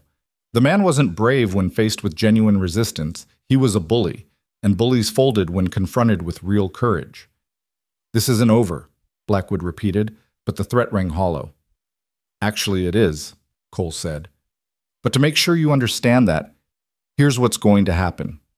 You and your hired guns are going to leave my property. You're going to ride straight through the territory without stopping, without causing trouble, without so much as looking sideways at anyone. Because I'm going to make sure every rancher, every marshal, every person of influence between here and the territorial border knows exactly what you tried to do here today. Your name is going to be Mud in Montana Territory Blackwood. You'll never do business here, never be welcome here, and if you ever try to come back, you won't get the polite reception you got today. Polite? Blackwood spat. You call shooting one of my men polite? I call not killing all 6 of you when you came here to take a woman against her will very polite, Cole said flatly. Now get off my land before my neighbors and I reconsider that mercy. Blackwood stared at him for another long moment, then jerked his horse's head around. Useless, all of you, he snapped at his hired guns. Get him on a horse and let's leave this godforsaken wasteland. You'll need to take these, Amelia said, standing and holding out packets wrapped in paper. Willow bark for the pain, instructions for changing the dressing. If the wound shows signs of infection, increased redness, heat, pus, red streaks on the skin, find a doctor immediately or he could lose the arm. The wounded man took the packets with his good hand, staring at her with something like awe. Thank you, ma'am. I'm sorry for what we came here to do. Then don't do it again, Amelia said simply. Choose your employers more carefully next time. They watched as Blackwood and his men rode away, the hired guns supporting their wounded companion. Cole didn't lower his weapon until they disappeared from sight, and even then he kept himself alert, aware that desperate men sometimes doubled back. Miguel, Tommy, follow them for a few miles, make sure they actually leave, he ordered. Everyone else stay alert until we're certain they're gone. Then Amelia was in his arms, and he was holding her so tightly he might have been hurting her, except she was holding him just as hard, her face pressed against his chest, her body shaking with reaction now that the immediate danger had passed. It's over, he murmured into her hair. You're safe. He's gone. You could have been killed, she said, her voice muffled and thick with tears. He could have shot you, but he didn't. We're both fine. Cole pulled back just enough to cup her face in his hands, his thumbs wiping away her tears. You stood up to him, Amelia. You were magnificent. I was terrified, she admitted. So was I. But we did it anyway. That's what courage is. Around them, the gathered neighbors began to relax, weapons being lowered, tension easing. Martha Henderson approached with a knowing smile. Well, that was more excitement than we usually get around here, she said dryly. Though I have to say, watching you two stand together against that pompous ass was quite satisfying. You make a good team. We do, don't we? Cole said, looking at Amelia with something warm and fierce in his chest. We really do, she agreed, managing a smile despite her tears. That night, after the neighbors had reluctantly departed back to their own ranches, after Miguel and Tommy had returned confirming that Blackwood and his men had indeed left the territory, Cole and Amelia sat by the fire in their home, together, and finally allowed themselves to breathe. I can't believe it's actually over, Amelia said, leaning against Cole's shoulder. I've been running from him for so long, always looking over my shoulder, always afraid. You're not running anymore, Cole said, pressing a kiss to her temple. You're home. You're safe. And you have 20 armed neighbors who'd ride through a blizzard to defend you if needed. I do, don't I? Amelia sounded almost wondering. I came here expecting isolation and found community. I came expecting a business arrangement and found us. Us? Cole echoed, turning her face up to his. I love you, Amelia Whitmore. I know I said it before, but I want to say it again now that the danger's passed and we have time to actually think about what it means. I love you. I want to build a real marriage with you, a real partnership based on more than just practicality. I love you too, Amelia said, her gray eyes shining in the firelight. I want that too. All of it. They kissed with the sweetness of relief and new beginning, of surviving danger together and choosing each other not out of necessity, but out of genuine feeling. When they finally drew apart, Amelia rested her head on his shoulder again. Tell me something, she said quietly. If I'd never told you about Blackwood, if you'd never known there was danger coming, do you think we would have gotten here anyway? To this place where we're being honest about our feelings? Cole considered the question seriously. I think we would have, he said finally. Maybe more slowly, maybe with more circling around the truth. But yes. Because what we have isn't based on fear or danger, Amelia. It's based on respect, shared values, genuine affection. The danger just forced us to be honest about it sooner. Good, she said, because I'd hate to think that fear was the only thing that made us real. We were always real, Cole assured her. From the moment you stepped off that stagecoach. I just didn't know it yet. They sat together in companionable silence, watching the fire burn down to embers, feeling the peace of a home protected, a love acknowledged, a future opening before them full of possibility instead of constraint. Outside, Montana winter held the land in its cold embrace, but inside the Whitmore ranch house, there was only warmth, safety, and the quiet contentment of two people who had found in each other exactly what they needed, and so much more than they'd dared to hope for.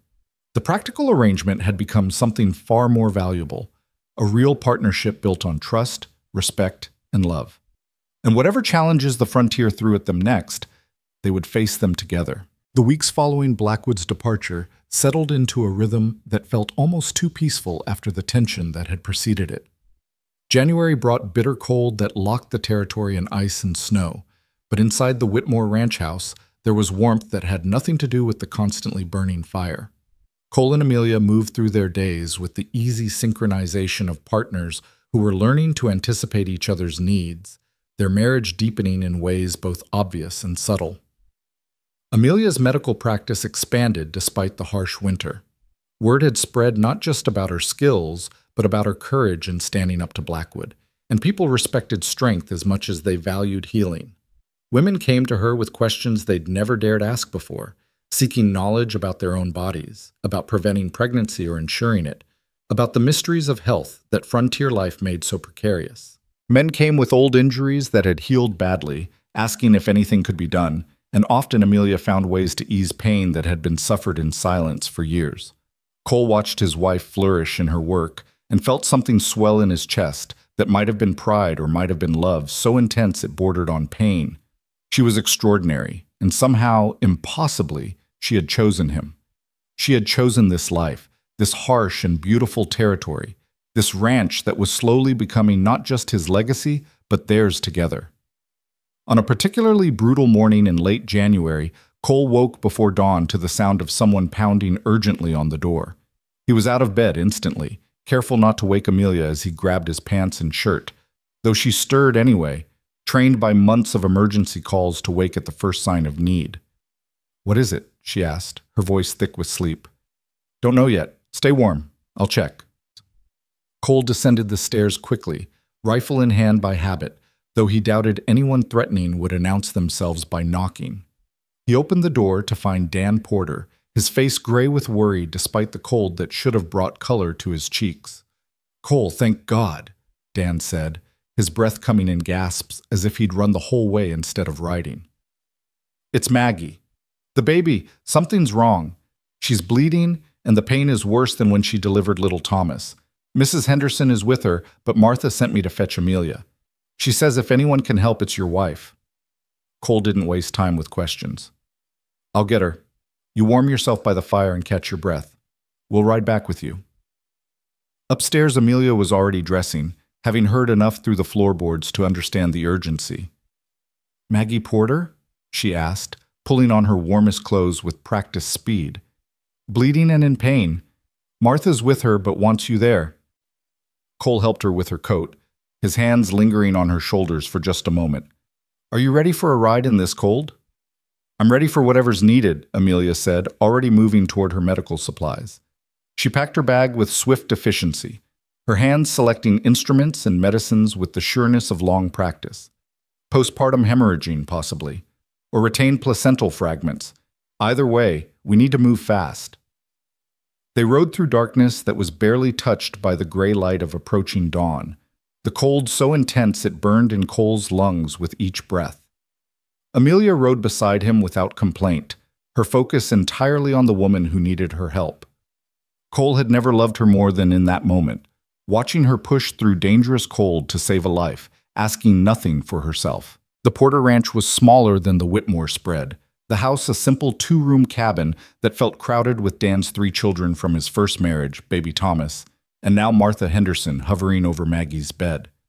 Martha's face showed relief when they burst through the door, bringing a swirl of frigid air with them. "Thank heaven you're here," Martha said, stepping aside to let Amelia approach. "She's been bleeding for about 2 hours, started having contractions again like she was in labor, but the baby's already born. Something's not right." Amelia was already at Maggie's bedside, her trained eye assessing the situation. The younger woman was pale, too pale, with the sheen of sweat on her face despite the chill in the room. Her hands clutched the sheets, and her breathing was shallow and rapid. "Maggie," Amelia said, her voice calm and clear. "I'm here. Can you tell me what you're feeling?" "Hurts," Maggie gasped. "Cramps, like labor but sharper. And the bleeding won't stop. I'm scared, Amelia. I'm so scared." "I know, but I'm going to help you." Amelia turned to Martha.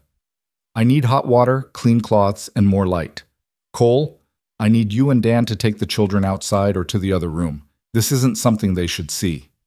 Cole helped herd the frightened children away. The oldest, a girl of about 10, trying to be brave for her younger siblings even as tears streamed down her face. "Is Ma going to die?" she whispered to Cole. "Your stepmother is in the best hands in the territory," Cole told her gently. "Mrs. Whitmore knows what she's doing. You just keep your brothers and sister calm, all right? Can you do that?" The girl nodded, squaring her small shoulders in a gesture that reminded Cole painfully of Amelia facing down Blackwood. Courage came in all sizes, all ages. Back in the main room, Amelia had taken control with quiet authority. Martha moved to assist her, following instructions precisely as Amelia examined Maggie, her hands gentle but thorough. Cole watched from the doorway, ready to help if needed, but knowing enough to stay out of the way. "It's as I suspected," Amelia said after a few minutes. "Retained placental tissue. A piece of the afterbirth didn't deliver completely, and it's causing the bleeding and contractions. I need to remove it." "Will she—" Dan started, his voice breaking. "She'll be fine if we act now," Amelia said firmly. "But I need to do a procedure that's going to be painful, and I need her to trust me and stay as still as possible. Maggie, do you understand?" Maggie nodded weakly.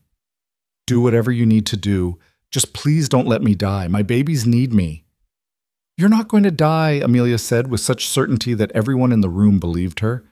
"I've done this before. You're going to feel pressure and pain, but you're going to survive.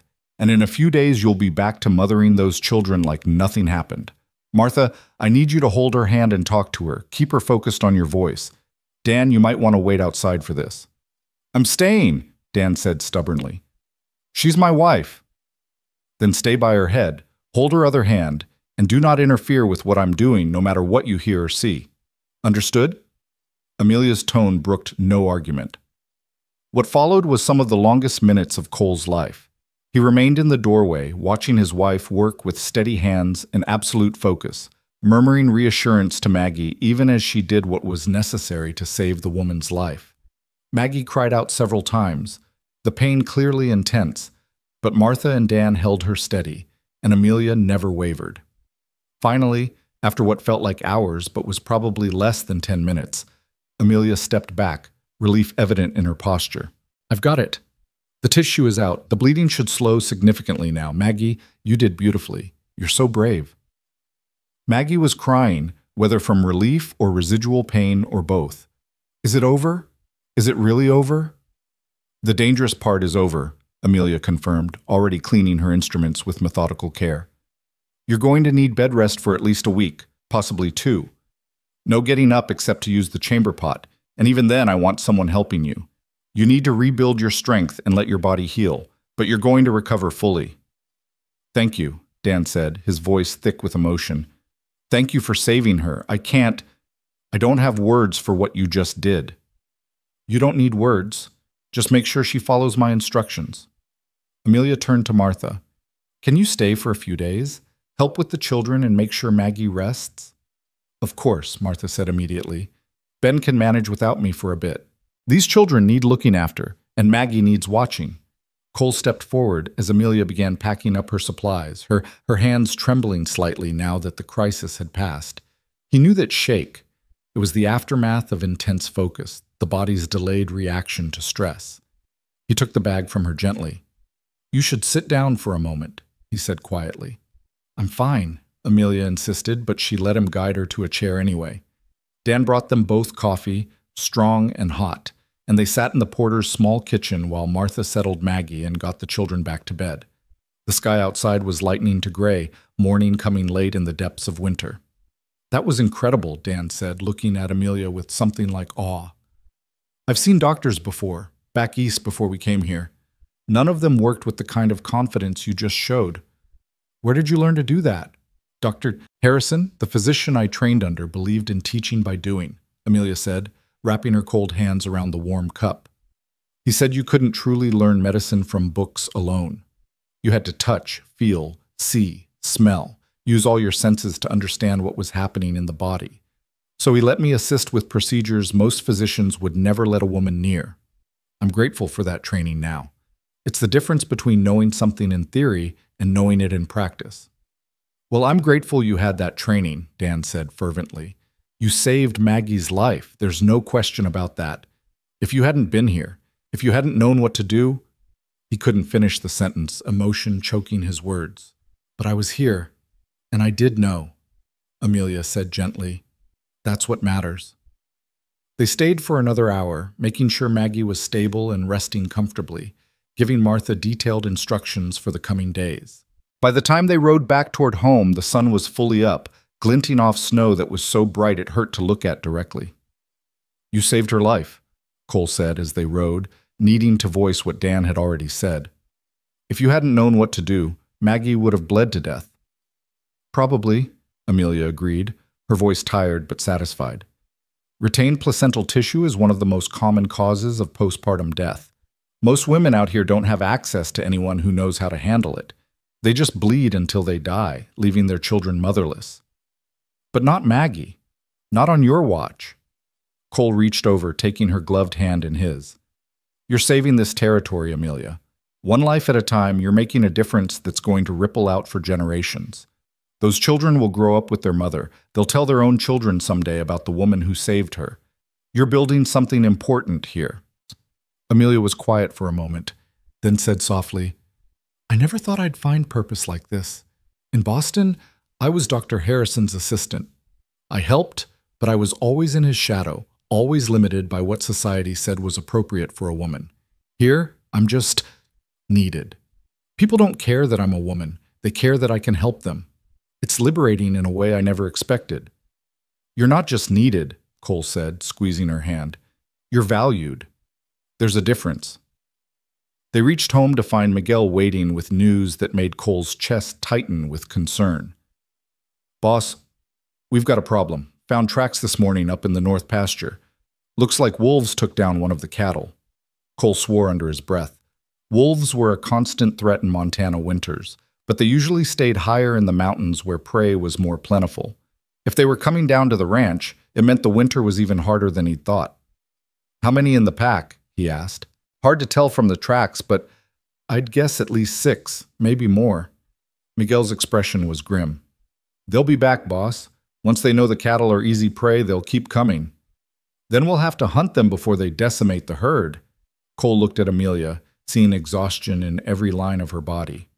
Go inside, get warm, rest. I'll handle this. Be careful, she said, and there was fear in her eyes that squeezed his heart. After everything they'd survived, the thought of losing him to something as mundane as a wolf hunt clearly terrified her. Always, he promised, kissing her cold lips. I'll be back before dark. But hunting wolves in winter proved more difficult than Cole had anticipated. He and Miguel tracked the pack through snow that made every step exhausting, following signs that led them higher into the foothills where the wind cut like knives and the temperature dropped even further. They found the kill site, the scattered remains of the steer, but the wolves themselves remained elusive, their tracks disappearing into rocky terrain where horses couldn't follow. We'll have to try again tomorrow, Cole said finally, as the light began to fail. Set up watch rotations tonight, keep the herd closer to the barn. We can't afford to lose any more cattle. They returned to find the ranch house warm and welcoming, the smell of cooking filling the air. Amelia had recovered enough to make dinner, and she fussed over Cole when he came in half frozen, stripping off his outer clothes and pushing him toward the fire. Any luck? She asked, pressing a cup of hot coffee into his hands. No, they're smart, staying in terrain where we can't follow easily. Cole drank gratefully, feeling circulation return painfully to his extremities. We'll try again tomorrow, and the day after that if necessary. We can't let them keep picking off the herd. Over the next week, the wolf hunt became Cole's obsession. Every morning before dawn, he and his ranch hands would ride out, tracking the pack, trying to find their den or catch them in the open where rifles could do their work. But the wolves were cunning, always staying just ahead, taking cattle when the opportunity presented itself, but never exposing themselves to danger. Amelia grew increasingly worried as she watched Cole drive himself to exhaustion, coming home each night colder and more frustrated. On the 8th day, she finally confronted him as he was preparing to ride out again. This has to stop, she said, blocking the door. You're going to kill yourself out there. And for what? We've already lost 3 head. That's bad, but it's not worth your life. Those cattle represent our security, Cole said stubbornly, our future. I can't just let the wolves take them. And I can't let you freeze to death or get hurt because you're too exhausted to be careful. Amelia's gray eyes flashed with anger and fear. I didn't survive Blackwood just to lose you to foolish pride, Cole Whitmore. It's not pride. It is pride, she interrupted. Pride that won't admit when a situation is beyond your control. Pride that won't accept help or advice. Pride that's going to get you killed if you don't check it. They stared at each other, tension crackling between them. Then Cole's shoulders slumped, the fight going out of him as he recognized the truth in her words. You're right, he admitted quietly. I've been pushing too hard. I hate feeling helpless. Hate watching something threaten what we've built and not being able to stop it. I know, Amelia said, her tone softening as she moved closer, her hands coming up to cup his face. But you're not helpless, and you're not alone. We'll figure this out together. Maybe there's another way to deal with the wolves besides hunting them down. What other way is there? I don't know yet, but I know that you running yourself ragged isn't the answer. She kissed him gently. Promise me you'll rest today. Give yourself time to think clearly instead of just reacting. Cole promised, and to his surprise, the day of rest did help. As he sat by the fire that afternoon, warm and fed and no longer exhausted to the bone, his mind began working on the problem from different angles. By evening, he had the beginnings of a plan. What if we don't hunt the wolves, he said to Amelia as they prepared dinner together. What if we make the cattle harder to get to instead? How? She asked, curious. We've been letting them graze too spread out, makes them vulnerable. If we keep them closer together, closer to the buildings, post guards with torches and rifles, wolves are afraid of fire and noise. We create a perimeter they won't want to cross. Cole was thinking out loud now, the plan crystallizing as he spoke. It'll mean more work, more hay since they can't graze as freely, but it might work better than trying to track down every wolf in the territory. That's brilliant, Amelia said, and the pride in her voice made warmth bloom in his chest. It's defensive instead of offensive. You're not fighting the wolves directly, you're just making your cattle too difficult to target. Exactly. Cole felt energy returning, the kind that came from having a real plan instead of just desperate action. I'll talk to the hands tomorrow. Set up a rotation for guard duty, move the herd closer in. It might not be perfect, but it's better than what we've been doing. The new strategy worked. Within 3 days of implementing the tighter security, the wolf attacks stopped. The pack moved on to easier prey, and the Whitmore cattle remained safe. Cole found himself grateful for Amelia's intervention, for her willingness to challenge him when he was being foolish. That was what partnership meant.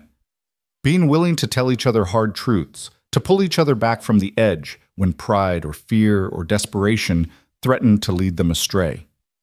February brought a brief thaw that turned the snow to slush and made traveling treacherous, but it also brought visitors. Jim Carson, the man who'd warned them about Blackwood, returned with news and an unexpected request. "I've been thinking about settling down," Carson told them over dinner, his weathered face showing a vulnerability that seemed at odds with his rough exterior. "I'm getting too old to keep drifting, hiring on for seasonal work. I was wondering if you might need another permanent hand. I know you've got Miguel and the others, but I'm willing to work hard and I know cattle." Cole and Amelia exchanged glances, a whole conversation happening in that single look. They discussed this possibility after Carson's first visit, both of them feeling they owed him for his warning. "We'd be glad to have you," Cole said.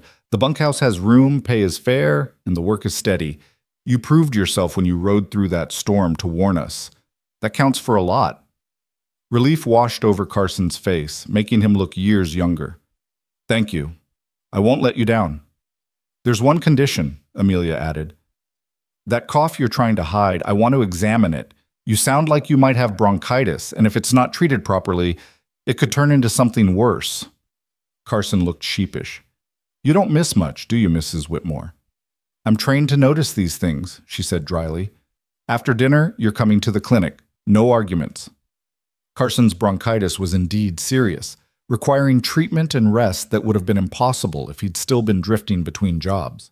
Under Amelia's care, he recovered over the next 2 weeks, and by the time he was healthy enough to work, he'd already proven his worth in other ways, helping with repairs, offering advice based on years of experience, fitting into the ranch's rhythm with surprising ease.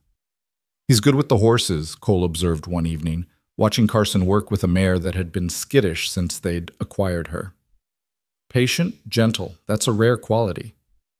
"He's good for you too," Amelia said. "I've noticed you've been more relaxed since he arrived.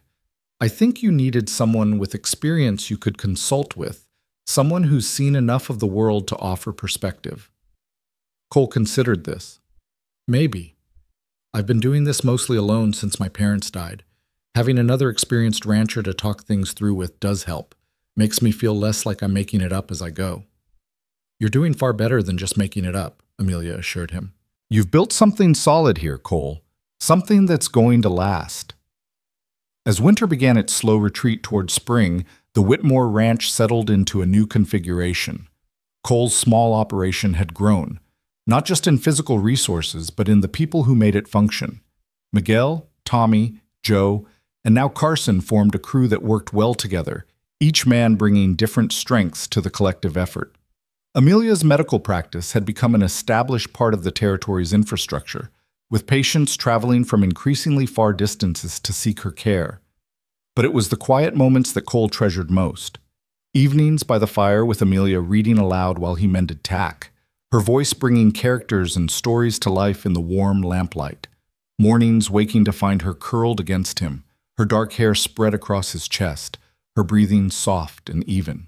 The way she'd smile at him across the kitchen while they worked together preparing meals, a private smile that said she was as surprised as he was by how good this had turned out to be.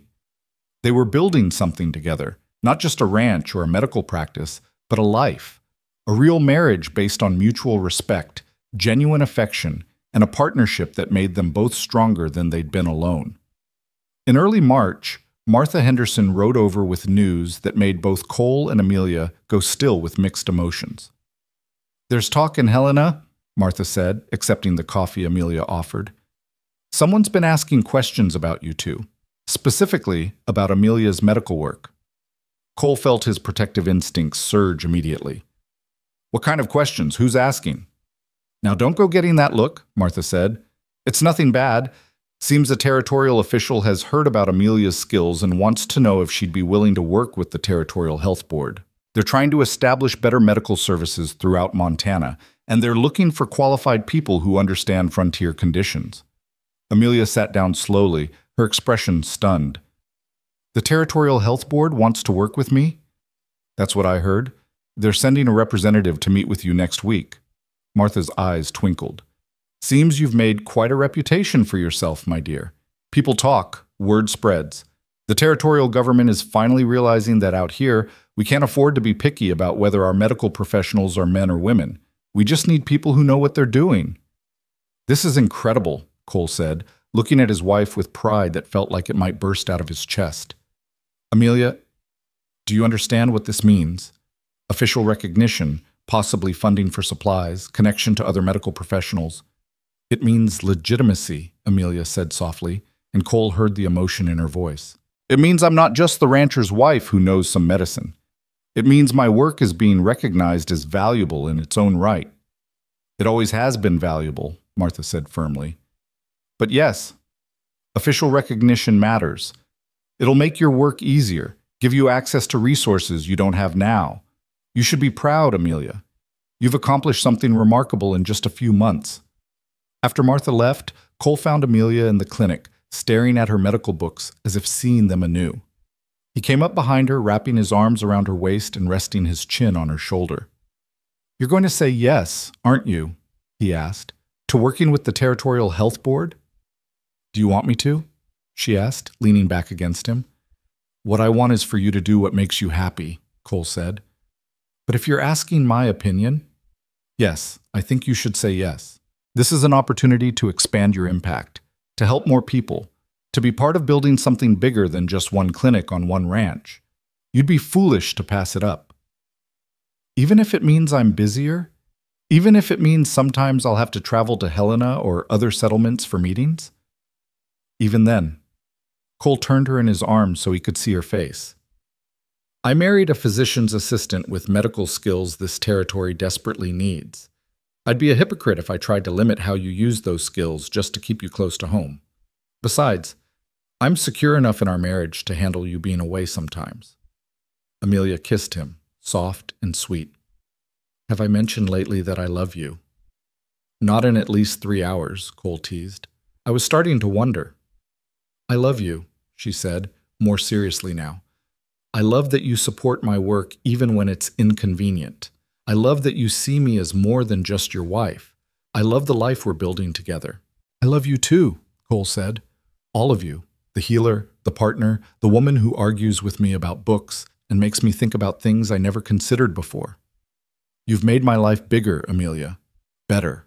More meaningful. They stood together in the clinic, surrounded by the instruments and medicines that represented Amelia's calling, and Cole felt a contentment so deep it was almost frightening. This was what his parents had, this sense of rightness, of two people fitting together perfectly. He'd been so afraid of that kind of connection, so certain it would destroy him. But standing there with Amelia in his arms, Cole realized that his mother hadn't died because she loved his father too much. She'd died because she'd lost the will to live without him, had surrendered to grief instead of fighting to survive. That was the real danger, not love itself, but losing yourself so completely in another person that you couldn't exist without them. Cole loved Amelia fiercely, completely, but he was still himself. She loved him the same way.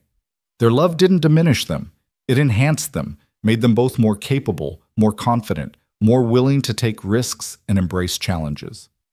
That was the difference. The territorial representative arrived the following week as promised, a stern-looking woman named Eleanor Saunders, who turned out to have a dry sense of humor and an impressive knowledge of frontier medicine. She spent 3 hours interviewing Amelia, reviewing her training and experience, asking detailed questions about cases she'd handled. Cole stayed out of it, trusting Amelia to represent herself, but he watched from a distance with fierce pride. When Mrs. Saunders finally emerged from the clinic, she looked satisfied. Your wife is precisely the kind of medical professional we need, she told Cole. Practical, knowledgeable, unafraid of difficult cases. If she's willing, we'd like to offer her an official position as a territorial health consultant. She'd continue her work here, but would also be available to consult on difficult cases elsewhere, help train other medical personnel, and contribute to public health initiatives. That sounds perfect for her, Cole said. But you should discuss the details with Amelia herself. It's her decision to make. I like you, Mr. Whitmore, Mrs. Saunders said with a slight smile. Not every husband would be so supportive of his wife's independent work. The territory needs more men like you. Amelia accepted the position, of course. How could she not? It was everything she'd hoped for and more. Recognition, resources, the ability to make a difference on a larger scale. Cole watched her bloom in the weeks that followed, taking on new challenges with the same focused determination she brought to everything. But even as their lives expanded and their future looked brighter than ever, Cole couldn't shake a nagging sense of unease. Things were going too well. The ranch was profitable. Amelia's practice was thriving. Their marriage was strong. In Cole's experience, the frontier had a way of punishing happiness, of reminding people that peace was temporary and disaster was always just one bad breakaway. He tried to push the feeling aside, telling himself he was being paranoid. They'd earned this peace, this success. They deserved to enjoy it without waiting for the other shoe to drop. But the feeling persisted, a shadow at the edge of his consciousness, whispering that their trials weren't over yet. On a gray afternoon in late March, as the snow was finally beginning to melt and the first hints of spring were greening the landscape, Cole's instincts proved correct. Tommy came riding hard from the eastern pasture, his young face pale with urgency. "Boss, Mrs. Whitmore, you need to come quick," he shouted, pulling his horse to a stop in a spray of mud. "There's a wagon overturned on the road, maybe a mile out. Looks like a family. There's a woman and children, and I think they might be hurt bad." Cole and Amelia moved as one, Cole grabbing his coat and rifle, while Amelia seized her medical bag. They rode out with Tommy leading the way, Miguel and Carson following close behind. As they approached the scene, Cole's stomach dropped. The wagon had clearly hit a washed-out section of road and flipped, spilling its contents across the muddy ground. A man lay motionless near the wreckage, his head bleeding. A woman was trying to reach toward the wagon where high-pitched screaming suggested trapped children, but her leg was bent at an unnatural angle and she couldn't move. "Cole, help me get to the children first," Amelia said, already dismounting and running toward the wagon. "Miguel, Carson, see to that man. Be careful moving him if there's a head injury. Tommy, help me with the woman." What followed was organized chaos as they worked to extract the family from the disaster. The man had a severe head wound but was breathing. The woman's leg was broken, the bone protruding through skin in a compound fracture that made even Cole's stomach turn. And trapped in the wagon were 3 children, the oldest maybe 7, the youngest an infant. Amelia moved between them all with calm efficiency, triaging, prioritizing, making split-second decisions about who needed attention first and what could wait. Cole watched her save lives in real time, her hand steady as she splinted the woman's leg, cleaned and bandaged the man's head wound, checked each child for injuries. "We need to get them to the ranch," she said finally, her face smudged with mud and blood, but her voice still calm. "They're stable for now, but they all need more care than I can provide here. Cole, can we use the wagon if we can ride it?" "It's damaged, but we can make it work," Cole assessed quickly. "Miguel, help me get this upright. Carson, fashion some kind of stretcher for the man. We'll need to move him carefully." It took another hour to get the family loaded and transported back to the ranch. Amelia turned her clinic into an emergency ward, working through the night to ensure her patients survived. The man had a severe concussion and needed constant monitoring. The woman's leg required surgery to clean and set properly. Bone fragments had to be removed, tissue debrided. The whole thing a delicate process that Amelia performed with Cole assisting, both of them working in focused silence. Dawn was breaking when Amelia finally stepped out of the clinic, her dress covered in blood, her hair falling from its pins, exhaustion evident in every line of her body. Cole was there immediately, wrapping his arms around her. "They're going to be all right," she said against his chest. "All of them. It was close, but they're going to survive." "You saved them," Cole said. "An entire family. Because you were here, because you knew what to do, they're going to live." Amelia pulled back to look at him, tears finally spilling down her cheeks now that the crisis had passed. "Do you see now? Do you see why I had to do this? Why I couldn't just be a rancher's wife and nothing more?" "I've always seen it," Cole said, wiping her tears away gently. "From the moment your trunk spilled open and I saw those medical books. I've always known you were meant for this." "I was so afraid when I came here," she confessed. "Afraid I'd have to give up medicine. Afraid I'd be trapped in a role that didn't fit. Afraid I'd lose myself trying to be what someone else needed. But you never asked me to be anything except exactly who I am."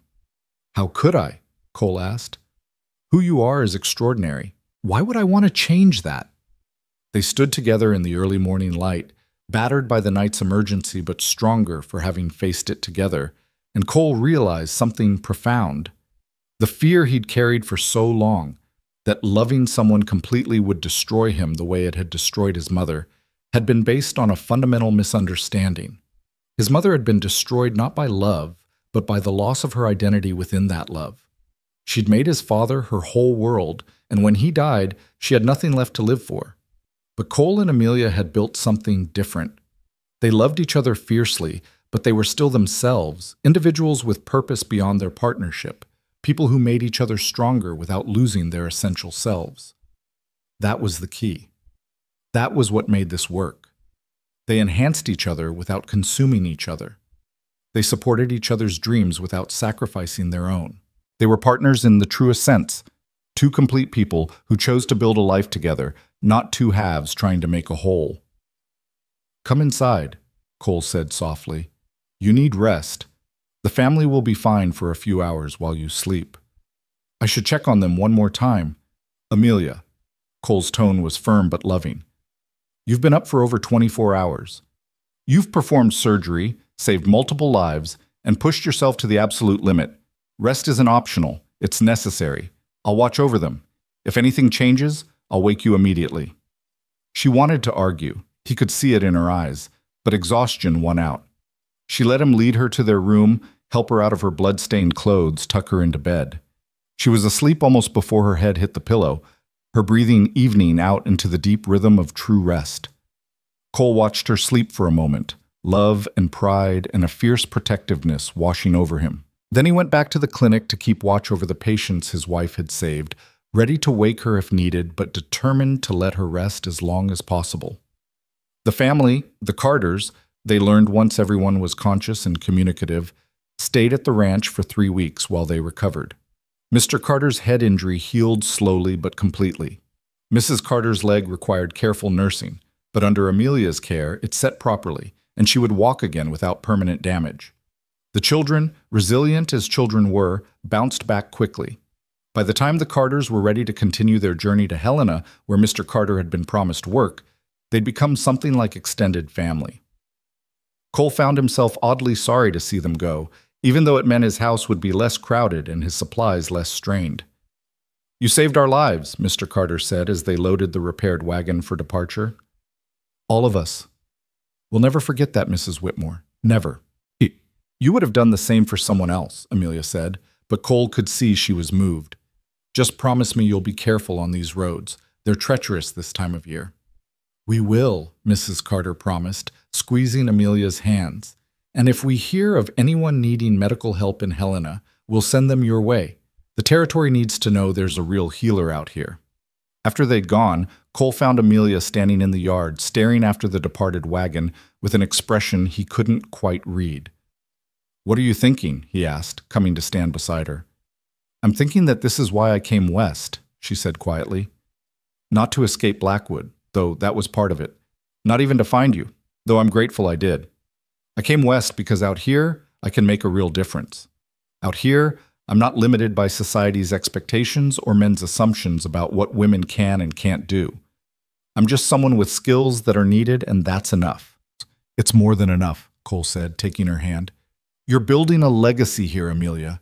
Years from now, people will talk about the woman who brought real medicine to this part of Montana.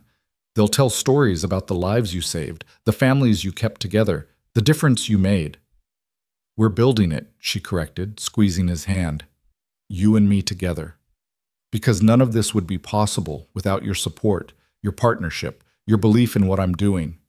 Cole pulled her close, kissing the top of her head.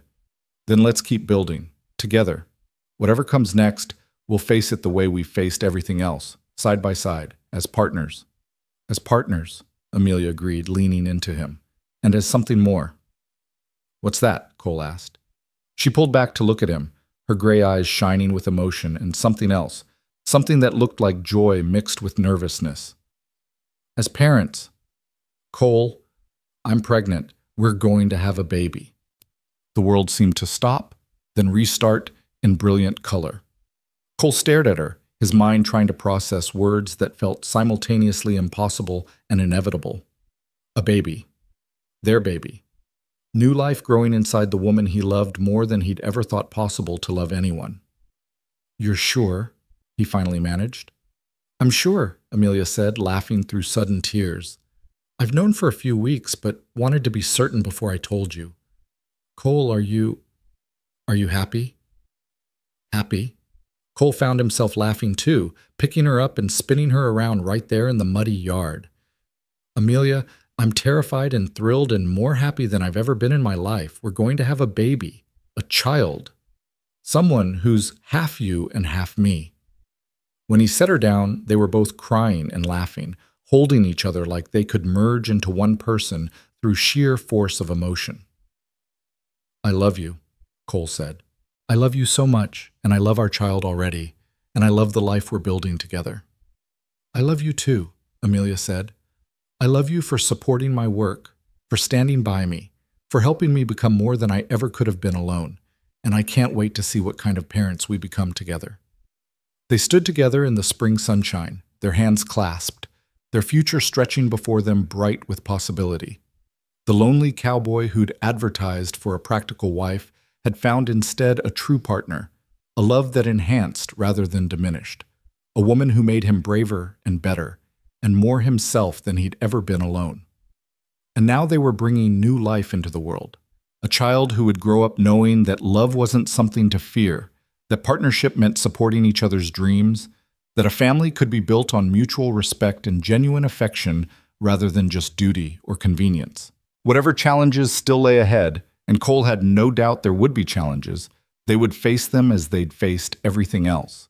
Together, as partners, as lovers, as friends, building something that would last not just their lifetimes, but generations beyond. The Montana Territory stretched vast and beautiful around them, and for the first time since his parents had died, Cole looked at that landscape and saw not just survival, but genuine hope for the future.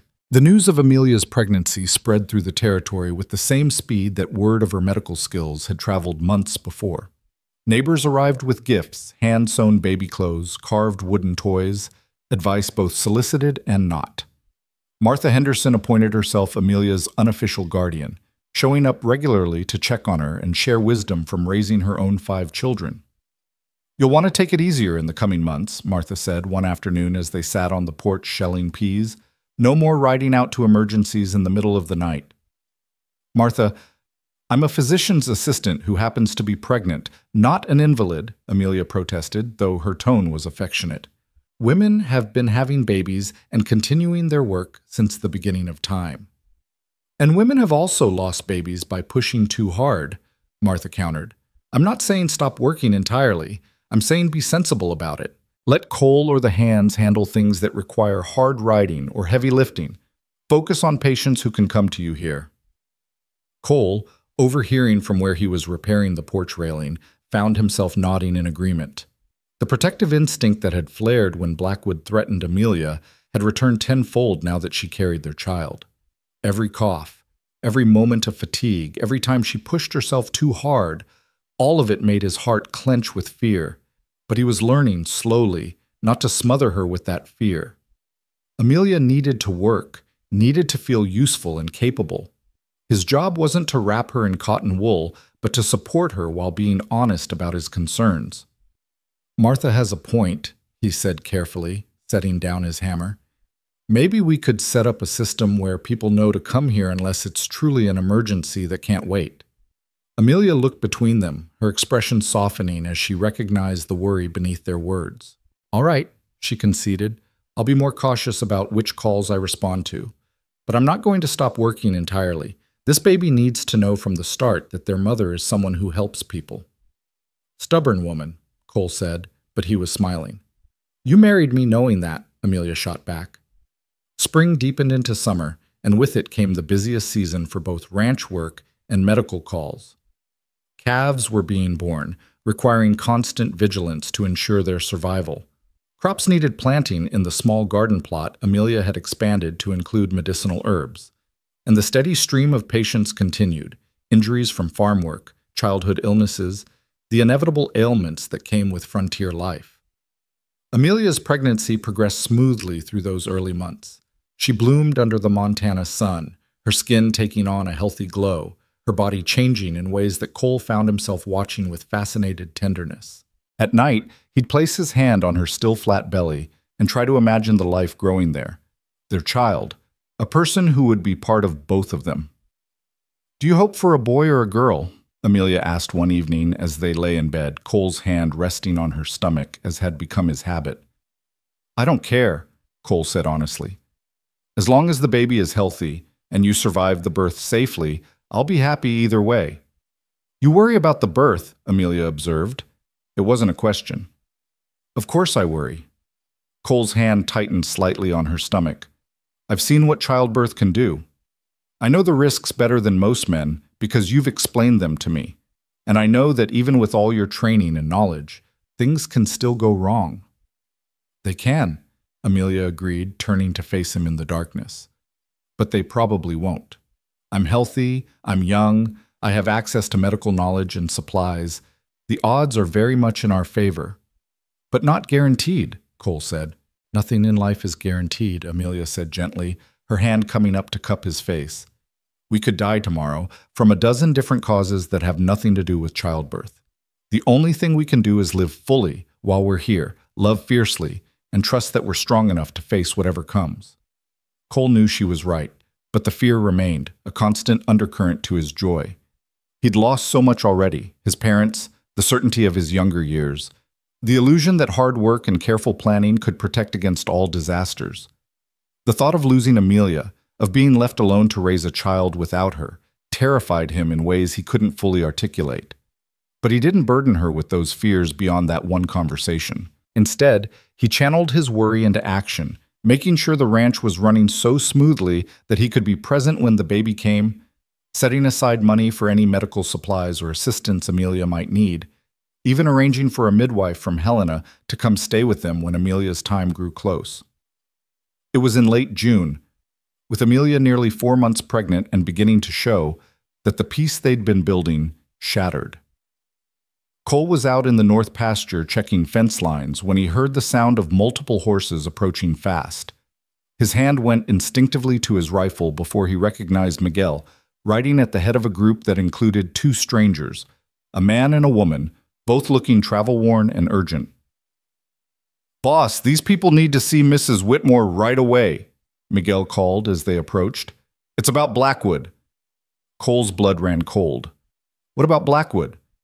The male stranger spoke, his voice rough with exhaustion. "Name's Robert Grant. I'm Amelia's brother. And this is Sarah, Charles Blackwood's second wife. We've come to warn you, Blackwood's dead, but before he died, he put a price on Amelia's head." The words didn't make sense at first. Cole's mind struggled to process them, to understand what he was hearing. "Blackwood's dead? How? When?" 2 weeks ago, Sarah Blackwood said, her voice trembling. "He had a stroke, fell down the stairs at his Philadelphia house and broke his neck. He died within hours, but before he lost consciousness, he told his lawyer to hire men to bring Amelia back by any means necessary. Said she'd humiliated him, cost him his reputation, and he wanted her to pay for it even if he didn't live to see it." "That's insane," Cole said flatly. "A dead man can't hire bounty hunters." "But his estate can," Robert Grant said grimly. "The lawyer has access to Blackwood's funds to execute the terms of his will until everything's settled. Apparently, Blackwood left instructions that a significant sum should be used to retrieve Amelia and bring her before a judge on charges of breach of contract and theft." "Theft?" Amelia's voice came from behind them. Cole turned to see his wife approaching on foot, having apparently heard the commotion from the house.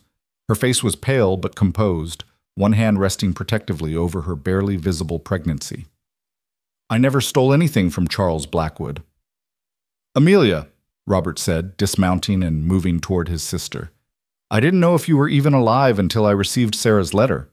When you disappeared, Uncle Edmund told everyone you'd gone west to become a mail-order bride, but he wouldn't say where.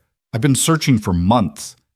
They embraced, Amelia's composure cracking as she clung to her brother. Cole saw the resemblance now. They had the same gray eyes, the same straight posture, the same air of quiet determination. "I'm sorry I didn't contact you," Amelia said, pulling back to look at Robert. "I was afraid Uncle Edmund would use you to find me. I couldn't risk it." "I understand. And I'm not angry." Robert's expression darkened. "But Amelia, this situation with Blackwood is serious. He's claiming you stole medical instruments and books belonging to Dr. Harrison's practice, items his son says you had no right to take." "Those instruments were given to me by Dr. Harrison himself before he died," Amelia said hotly. "He knew his son would throw them away or sell them. He wanted me to have them so I could continue practicing medicine. I have his letter saying so." "Do you still have the letter?" Sarah Blackwood asked. "Yes, it's in my medical trunk, locked away safely." Amelia looked at the woman who'd married her tormentor. "Why are you helping us? You were his wife." Sarah's face twisted with old pain. "I was his wife for 3 months. 3 months of control, manipulation, and violence that I barely escaped with my life. When he started talking about you, about tracking you down and making you pay for defying him, I realized you must have been smart enough to escape what I was too foolish to avoid. After he died, I found his correspondence with the lawyer, saw what he was planning. I couldn't let it happen, so I went to your uncle's house, found your brother, and told him everything." "Uncle Edmund?" Amelia asked Robert. "Did he—" "He tried to stop me from leaving to warn you," Robert said, his jaw tight with anger. "Said it was none of my business, that you'd made your choices and should face the consequences. We're not on speaking terms anymore." Cole had heard enough. "Everyone inside," he ordered. "We need to discuss this properly and figure out what we're dealing with. Amelia, you shouldn't be standing out here in the sun in your condition." They gathered around the kitchen table, Sarah and Robert accepting coffee gratefully, while Cole's mind raced through possibilities and problems. If Blackwood's estate was funding bounty hunters to bring Amelia back east, they could be arriving any time. And unlike Blackwood himself, professional bounty hunters wouldn't be deterred by a group of armed ranchers. They'd be patient, cunning, willing to wait for the perfect moment to strike. "What exactly are the charges against me?" Amelia asked, her hands wrapped around her own cup, though she wasn't drinking. "Breach of contract, the marriage agreement your uncle made with Blackwood," Robert said. "And theft of medical property. Harrison's son is supporting the theft charge, probably because Blackwood paid him to do so." "Both charges are ridiculous," Cole said. "Amelia was never legally bound to marry Blackwood, and she has proof the medical instruments were given to her. No judge would convict her of either charge." "Maybe not," Sarah said, "but that's not really the point. The point is to drag her back to Philadelphia, to destroy her reputation, to make her suffer. Even if she's eventually acquitted, the trial itself would accomplish Blackwood's revenge. Plus there's the matter of your pregnancy," Robert added, looking at his sister with concern. "Travel in your condition would be risky, especially if the bounty hunters aren't gentle about transporting you." Cole felt rage building in his chest, hot and fierce. "They're not taking her anywhere," he said, his voice deadly quiet. "I don't care what some dead man's lawyer thinks he can do. Amelia is my wife. She's carrying my child, and she's committed no crime. Anyone who tries to take her will have to go through me." "And me," Miguel said from the doorway. Cole turned to see his ranch hand standing there with Carson and Tommy behind him. "We heard enough to understand what's happening. Mrs. Whitmore stays here. That's not negotiable." "The whole territory will stand with you," Carson added. "Word of what's happening will spread, and every neighbor you've got will be watching for strangers. Bounty hunters might be good at what they do, but they're not invisible. Someone will spot them." Amelia stood abruptly, her chair scraping against the floor. "No," she said, her voice shaking. "No, I won't let this happen. I won't let people get hurt trying to protect me from a dead man's spite. Robert, Sarah, thank you for warning us. But I think the best solution is for me to go back to Philadelphia voluntarily, face these ridiculous charges, prove my innocence, and end this." "Absolutely not," Cole said, standing to face her. "You're not going anywhere, especially not back to a place where Blackwood's money and influence could still hurt you." "Cole, be reasonable." "I am being reasonable. he interrupted. What's unreasonable is expecting me to let my pregnant wife travel 2,000 miles to face trumped-up charges from a dead man. What's unreasonable is thinking I'd ever agree to that. It's my decision to make, Amelia said, her gray eyes flashing with determination and fear. My past, my problem, my choice. No. Cole took her hands, forcing himself to speak calmly despite the panic clawing at his chest. This stopped being just your problem the moment we got married. We're partners, Amelia. We face things together. That's what partnership means. Tears spilled down her cheeks. I don't want you to die protecting me from something that's my fault for not being braver, for running away instead of facing Blackwood when I should have. You did face him, Cole said gently. You faced him here, on this porch, in front of witnesses. You told him no clearly and definitively. You didn't run away, Amelia. You built a new life. There's a difference. Robert cleared his throat, There might be another option, he said carefully. Sarah and I have been discussing this on the journey here. What if we go back to Philadelphia and fight the charges on Amelia's behalf? I'm her brother. I have standing to represent her interests, and Sarah is willing to testify about Blackwood's character, his history of violence, his obsession with controlling Amelia. Between us, we might be able to get the charges dismissed without Amelia ever having to appear. Can that work legally? Cole asked. It's unconventional, but it's possible, Robert said, especially if we can demonstrate that travel would endanger Amelia's health due to her pregnancy. And we'd have the advantage of Dr. Harrison's letter proving she had permission to take those medical instruments. You'd do that for me? Amelia asked her brother, fresh tears streaming down her face. Risk yourself going back to fight Blackwood's ghost? You're my sister, Robert said simply. I should have protected you when Uncle Edmund first started pressuring you about that marriage. I was too focused on my own life, my own concerns. Let me make up for that now. Let me fight this battle for you. Amelia looked at Cole, question and hope warring in her expression. He squeezed her hands gently. It's your choice, he said. But if you're asking my opinion, I think letting Robert and Sarah handle this is the best option. You stay here, safe, focused on your health and our baby. They go back east and dismantle Blackwood's revenge before it can hurt anyone. I agree, Sarah said. I need to return anyway to settle my own affairs and officially end my connection to Blackwood's estate. Working with Robert to clear your name would give me a way to strike back at the man who nearly destroyed me. Please, Amelia, let us do this. Amelia was quiet for a long moment, her hands trembling in Cole's grip.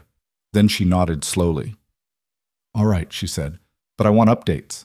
Regular letters telling me how things are progressing.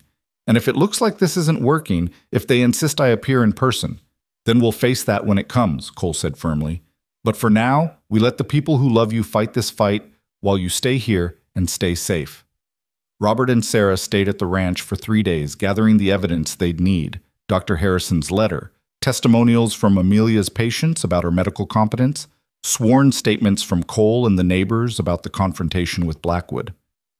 By the time they departed, heading back east with promises to write regularly, Cole felt cautiously optimistic that this latest threat might be dealt with without violence.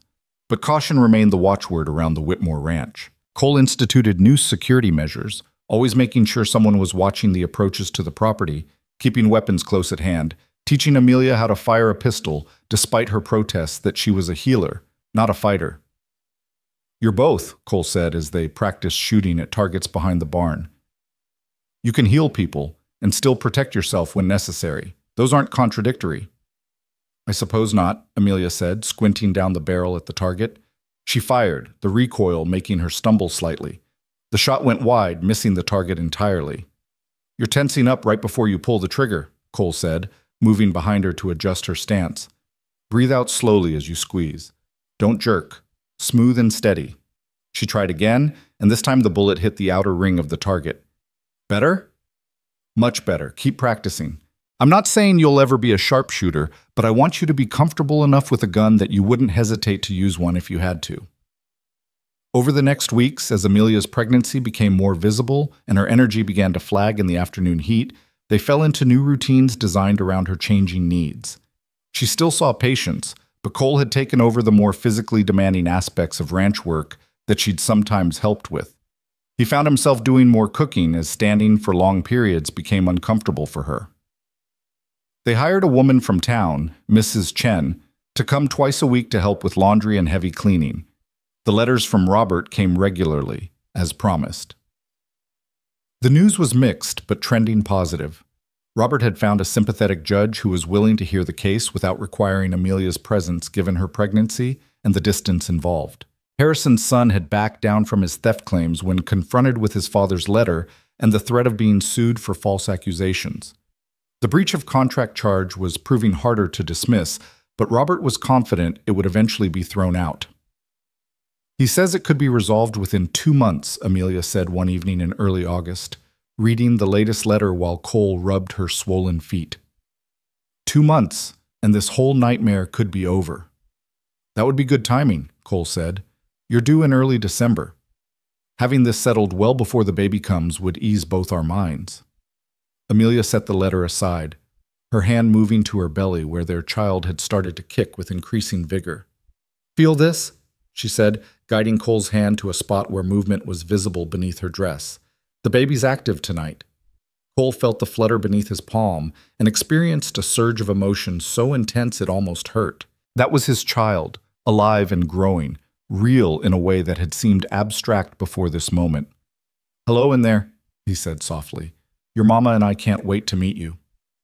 "You're going to be such a good father," Amelia said, her eyes shining with tears. Pregnancy had made her more emotional, quicker to cry at both joy and sorrow. "I hope so," Cole said honestly. "I'm terrified of failing, of not knowing what to do, of making mistakes that hurt our child." "We'll make mistakes," Amelia said. "All parents do. But we'll make them together, and we'll fix them together, and our child will know they're loved. That's what matters most." They sat together in the quiet evening, feeling their baby move, planning for a future that finally felt secure. The ranch was profitable. Amelia's medical practice was established. Their marriage was strong. They'd survived Blackwood's attacks, the harsh winter, the challenges of frontier life. Surely the worst was behind them. But Montana Territory, as Cole had learned over the years, had a cruel sense of timing. The trouble came on a sweltering afternoon in mid-August, when Amelia was 5 months pregnant and beginning to move with the careful deliberation of someone aware of the precious cargo she carried. Cole was in the barn shoeing a horse when he heard shouting from the direction of the house. He dropped his tools and ran, his heart hammering with instant dread. As he rounded the corner, he saw Amelia standing on the porch facing a group of 5 men on horseback. Even from a distance, Cole could see the hard professional look about them. These were bounty hunters, and they'd come for his wife. "Mrs. Whitmore?" the lead man was saying as Cole approached, his hand already on his pistol. "Or should I say Miss Grant? We have a warrant for your arrest on charges of theft and breach of contract. You need to come with us back to Philadelphia." "I don't think so," Cole said, positioning himself between the men and Amelia. "My wife isn't going anywhere with you." The lead bounty hunter's eyes flicked to Cole dismissively. "This is a legal matter, friend. We have paperwork from a Philadelphia court. You interfere, you'll be charged with obstruction." "That paperwork isn't worth the paper it's printed on in Montana Territory," Cole said, his voice deadly calm despite the adrenaline coursing through him. "And if you try to take my pregnant wife anywhere against her will, you'll find out exactly what Montana justice looks like." "Cole," Amelia said softly behind him, "maybe I should just—" "No," he said without turning. "You're not going with them. We have legal representation handling this back east. These men are trying to circumvent the proper legal process by taking you before the case can be heard." The bounty hunter's hand moved toward his gun, and suddenly the situation exploded into motion. Cole drew faster, his shot hitting the ground inches from the man's horse, making the animal rear and nearly throw its rider. From the barn and bunkhouse, Miguel, Carson, Tommy, and Joe appeared with rifles raised, surrounding the bounty hunters. "You're outnumbered and outgunned," Cole said, his pistol now trained on the lead man's chest. "And you're trespassing on private property. I suggest you leave before the situation gets worse." "This isn't over," the bounty hunter snarled, fighting to control his spooked horse. "We're legally authorized to retrieve Miss Grant by any means necessary." "Actually, you're not," a new voice said. Cole turned his head slightly to see Eleanor Saunders, the territorial health official, riding up with a man in a marshal's uniform beside her. Marshal Tucker and I received word that bounty hunters might be heading this way. We came to make sure everyone understood the legal situation. Marshal Tucker, a weathered man in his 50s with sharp eyes, addressed the bounty hunters. That warrant you're carrying has no authority in Montana territory. The case is still being heard in Philadelphia, and until there's a conviction, which there won't be based on what I've heard, Mrs. Whitmore is free to remain here. Any attempt to remove her by force will result in kidnapping charges against all of you. Am I making myself clear? The bounty hunters exchanged glances, clearly weighing their options. Finally, the leader spat on the ground. We'll be back with proper territorial authorization. You do that, Marshal Tucker said. And when you can't get it because there's no legal basis for Mrs. Whitmore's arrest, maybe you'll accept that this job isn't worth whatever Blackwood's estate is paying you. They left, but the threat hung in the air like storm clouds. Cole watched them disappear down the road before finally lowering his weapon, his hand shaking with reaction now that the immediate danger had passed. Thank you, he said to Marshal Tucker and Mrs. Saunders. How did you know to come? Your brother-in-law sent a telegram to every law enforcement office between here and Philadelphia, warning that bounty hunters might try to circumvent the legal process, Mrs. Saunders explained. Marshal Tucker and I decided to make sure Mrs. Whitmore was protected. She's too valuable to this territory to lose to some dead man's vendetta. You need to be more careful, Marshal Tucker said, looking at Amelia with concern. These men won't give up easily. The bounty must be substantial if they traveled this far. You should consider staying close to the house, maybe even arranging for armed guards until this legal matter is fully resolved. I can arrange that, Cole said immediately. Whatever it takes to keep her safe. But that night, as they lay in bed with Cole's arms wrapped protectively around Amelia and their baby, the strain was beginning to show. Amelia was quiet, withdrawn in a way she hadn't been since the early days after Blackwood's first attack. Talk to me, Cole said softly. Tell me what you're thinking. I'm thinking that I'm tired, Amelia said, her voice muffled against his chest. Tired of running, tired of being afraid, tired of wondering when the next attack is coming. I'm thinking that maybe I should just go back to Philadelphia and face this so it can finally be over. Amelia, I know what you're going to say, she interrupted. That it's not safe, that the travel could hurt the baby, that I should let Robert handle it. But Cole, I can't live like this. Constantly afraid, constantly looking over my shoulder, knowing that people are getting hurt trying to protect me. That's not living. That's just surviving, and I'm so tired of just surviving. Cole felt his heart break at the defeat in her voice. This woman who'd been so strong, so capable, so determined, she was being worn down by relentless attacks from a man who couldn't even pursue her in person anymore, only through the poison he'd left behind. What if there was another way? Cole asked slowly, an idea forming. What if instead of you going to Philadelphia, we bring Philadelphia here? What do you mean? I mean, we force the issue.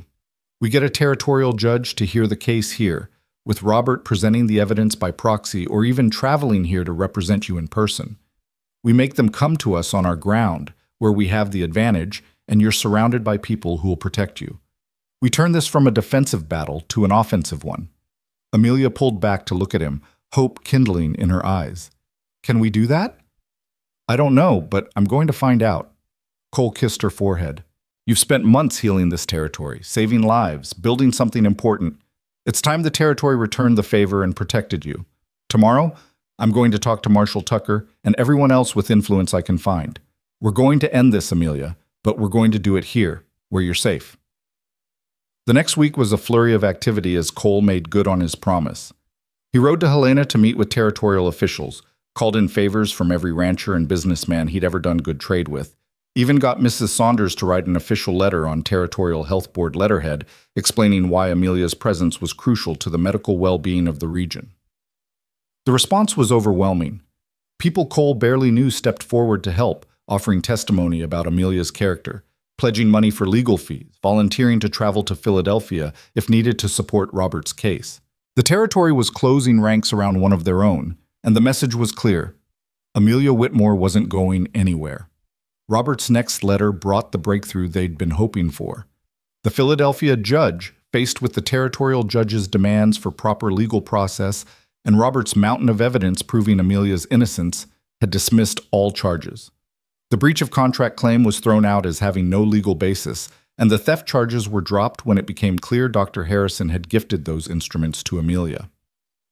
Blackwood's estate was ordered to cease all harassment and pay Robert's legal fees. It was over. Finally, truly over. Amelia cried when Cole read her the letter, great shaking sobs of relief that had been building for months.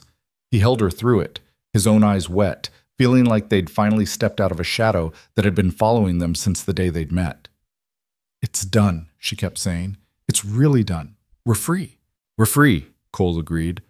"No more looking over our shoulders, no more fear. Just us, our baby, and the life we're building together." That evening, they celebrated with their ranch hands and the neighbors who'd stood by them. Martha Henderson brought a cake, Ben brought whiskey, and the Porters arrived with their children to share in the joy. There was music and laughter, and for the first time in months, the Whitmore Ranch felt purely happy, untainted by threat or worry. As the celebration wound down and guests began departing, Cole found Amelia sitting on the porch watching the sunset paint the Montana sky in shades of orange and purple. He sat beside her, taking her hand. "How are you feeling?" he asked. "Exhausted, relieved, happy." She leaned against his shoulder, "And grateful. For you, for the life we've built, for the people who stood with us. I came here thinking I was running away from my problems, but I actually ran toward the solution. I ran toward home." "You ran toward me," Cole said, "and I don't think I truly understood what that meant until now. You gave up everything you knew, traveled across the country, married a stranger, all on faith that it would work out. That takes courage I'm not sure I could have matched." "You did match it," Amelia said. "You opened your home to someone you'd never met. You supported my work even when it was inconvenient. You stood between me and people who wanted to hurt me. You loved me not despite my independence, but because of it. That takes courage too, Cole. Maybe even more courage than what I showed." They sat in comfortable silence as darkness fell, feeling peace settle over them like a blanket. The baby kicked, a strong movement that made Amelia wince and Cole smile. "Active tonight," he observed. "Very active. I think the baby knows we're finally safe, finally free to just be a family." Amelia placed her hand over Cole's where it rested on her belly. "Whatever happens from here, we face it together. No more secrets, no more fear, just partnership." "Just partnership," Cole echoed. "And love. Don't forget love." "How could I forget love?" Amelia asked, turning to kiss him softly. "Love is what brought us here. Love is what kept us fighting. Love is what's going to carry us forward." As summer faded into autumn and Amelia's pregnancy progressed into its final months, the Whitmore Ranch settled into a rhythm that felt sustainable and right. Cole prepared for winter while also preparing for fatherhood, reading books on child rearing that Amelia ordered from back east, converting the smallest upstairs bedroom into a nursery with help from Carson, who proved surprisingly skilled at woodworking. Amelia continued her medical work, but at a reduced pace, training Mrs. Chen to help with basic nursing care so she'd have assistance once the baby came. The clinic had become such an established part of the territory's infrastructure that the territorial government allocated funds to purchase additional supplies and equipment, an official recognition of Amelia's value that made Cole almost as proud as Amelia herself. In October, with Amelia 7 months pregnant and the first snow beginning to dust the mountain peaks, they received a final letter from Robert. He and Sarah had married in Philadelphia and were planning to move west themselves, seeking the same fresh start that Amelia had found. They'd arrive in Montana before winter closed the passes, Robert wrote, hoping to find land near Cole and Amelia where they could establish their own ranch. "Your brother's coming here," Cole said, looking up from the letter. "How do you feel about that?" "Happy," Amelia said without hesitation. "Robert's the only family I have left who matters. Having him close, building our lives in proximity to each other, that sounds wonderful. And Sarah deserves a chance to start over somewhere. Blackwood's ghost can't reach her." "Then we'll help them find good land and get established," Cole said. Family looks after family. The words resonated with truth. They'd both come from broken or complicated family situations, But they were building something new together. A family based not on obligation or blood debt, but on choice, on mutual support, on love freely given and gratefully received. November brought serious snow, locking the ranch in winter's embrace. The cattle were brought close, the hay stores were checked and rechecked, the house was weatherproofed against the cold. Amelia, now 8 months pregnant and moving with increasing difficulty, spent most of her time in the house, sewing baby clothes and organizing the nursery with Martha's help. The midwife from Helena, Mrs. Kowalski, arrived in early November as planned and settled into the guest room. She was a stout woman in her 60s with capable hands and a no-nonsense manner that immediately put both Cole and Amelia at ease. "I've delivered over 300 babies," she told them bluntly. "Lost only 2 mothers and 5 infants, and those were all cases with complications that no one could have prevented. Your wife is young, healthy, and has good wide hips. Barring the unexpected, she should have a straightforward delivery."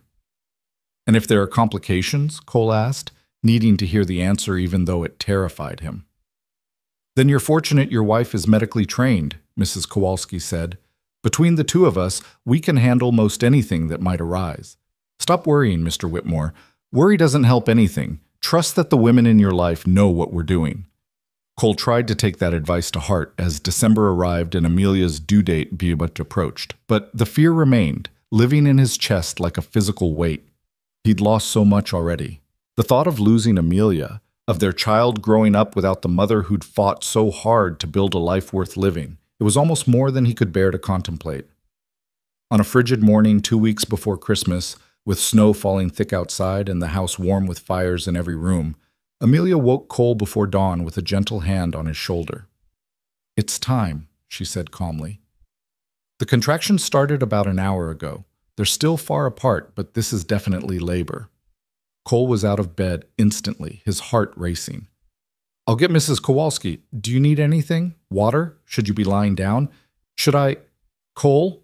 Amelia caught his hand, squeezing gently. "Breathe. This is normal. This is natural. Women have been having babies since the beginning of time.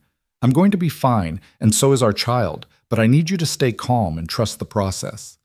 He forced himself to breathe, to think clearly instead of panicking. "Right, okay. I'll get the midwife and Martha. I sent word yesterday that we'd need her soon. And I'll heat water and make sure we have everything you might need." "That's perfect," Amelia said, kissing him softly. "I love you. And in a few hours, we're going to meet our baby." What followed was the longest day of Cole's life. He'd thought facing down Blackwood's hired guns had been terrifying, but it was nothing compared to this. Listening to Amelia's labor pains intensify as the day wore on, knowing she was suffering and being helpless to ease it, waiting for the moment when their child would finally arrive and he'd know they'd both survived. Mrs. Kowalski and Martha had taken over the bedroom, both women calm and efficient as they helped Amelia through labor. Cole stayed mostly in the hallway outside, alternately pacing and sitting, occasionally allowed in to hold Amelia's hand during the worst contractions. Each time he saw her face tight with pain, he wanted to take it from her, bear it himself, do anything to ease her suffering. "This is the hardest part," Martha told him during one of his visits, "but she's doing beautifully. Strong contractions, good progress. It won't be much longer now." Cole was in the kitchen when he heard the baby's first cry, a strong, healthy wail that cut through the house and straight into his heart. He was moving before he'd consciously decided to, taking the stairs 2 at a time, bursting into the bedroom to find Amelia propped up against pillows, her face exhausted but radiant, holding a tiny bundle wrapped in blankets. "It's a girl," she said, tears streaming down her face. "Cole, we have a daughter." He moved to the bed as if in a dream, sitting carefully beside Amelia and looking down at the impossibly small face of his child. She had a shock of dark hair and eyes squeezed tight against the light, her tiny fists waving as she cried. "She's perfect," Cole whispered, unable to speak any louder through the emotion choking his throat. "She's absolutely perfect." "Do you want to hold her?" Amelia asked, already shifting to place the baby in his arms. Cole took his daughter with shaking hands, cradling her weight against his chest. She quieted at the contact, her crying subsiding to small hiccuping sounds. He stared at her, this person who was part of him and part of Amelia, this new life they'd created together, and felt his entire world realign around this tiny being. "Hello," he said softly. "Hello, little one. I'm your papa, and I promise that I will love you and protect you and do everything in my power to make sure you grow up happy and safe and free to be whoever you want to be." "What should we name her?" Amelia asked, her hand resting on Cole's arm. They'd discussed names but never quite settled on one, wanting to wait until they met their child. Now, looking at this perfect little girl, Cole knew exactly what her name should be. "Grace," he said. "Her name is Grace, because that's what she is. Grace we didn't earn but were given anyway. A gift we didn't deserve but somehow received." "Grace Whitmore," Amelia said, testing the name. "Yes, that's exactly right. That's exactly who she is." They sat together, the three of them, as snow continued to fall outside and the Montana winter held the world in its frozen embrace. But inside the Whitmore ranch house, there was only warmth, joy, and the fierce love of parents looking at their child for the first time. Cole thought about the journey that had brought them here, from a simple advertisement for a mail-order bride to this moment of perfect fulfillment. He'd been so afraid of love, so convinced it would destroy him. But what he'd learned instead was that love didn't destroy, fear destroyed. Love, real love, built something stronger than any individual could build alone. He looked at his wife, this remarkable woman who'd answered his advertisement and changed his entire life, and then at his daughter, this new person who represented their future and their hope. And he knew with absolute certainty that whatever challenges lay ahead, whatever trials the frontier or life or fate threw at them, they would face it together. The lonely cowboy wasn't lonely anymore. He had a family. He had love. He had home. And home, Cole had finally learned, wasn't a place. It was the people you chose to stand beside, the ones who stood beside you in return. It was partnership and respect and fierce loyalty. It was this woman, this child, this life they were building together against all odds. It was everything he'd never known he needed, delivered to his door in a blue traveling dress and a letter promising practicality instead of romance. Thank God, Cole thought, kissing first his daughter's forehead and then his wife's lips, for the beautiful impracticality of love. For the glorious unpredictability of two people finding each other despite every reason they shouldn't work. For grace unearned but gratefully received. Thank God for home.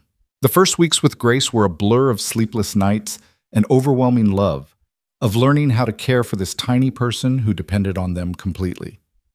Cole discovered depths of tenderness in himself he hadn't known existed, finding himself mesmerized by the way Grace's fingers would curl around his thumb, the small sounds she made while sleeping, the way her eyes would search for Amelia's face when she was hungry. Amelia recovered from the birth with remarkable speed, though Mrs. Kowalski stayed for 2 weeks to ensure there were no complications. The midwife taught Cole how to change diapers, how to swaddle properly, how to support Grace's head when holding her. By the time Mrs. Kowalski departed, Cole felt slightly less terrified of accidentally breaking his daughter, though he still handled her with exaggerated care that made Amelia smile. "She's sturdier than she looks," Amelia assured him one evening as he held Grace while she slept, afraid to move lest he wake her. "Babies are surprisingly resilient." "I know that intellectually," Cole said, gazing down at his daughter's peaceful face. "But when I'm holding her, all I can think about is how small she is, how vulnerable. The world suddenly seems so much more dangerous than it did before she was born." "Welcome to parenthood," Amelia said with gentle amusement, "where every sharp corner becomes a hazard and every cough sounds like potential disaster. It gets easier as they grow, or so Martha tells me. We learn to trust that they'll survive our inevitable mistakes."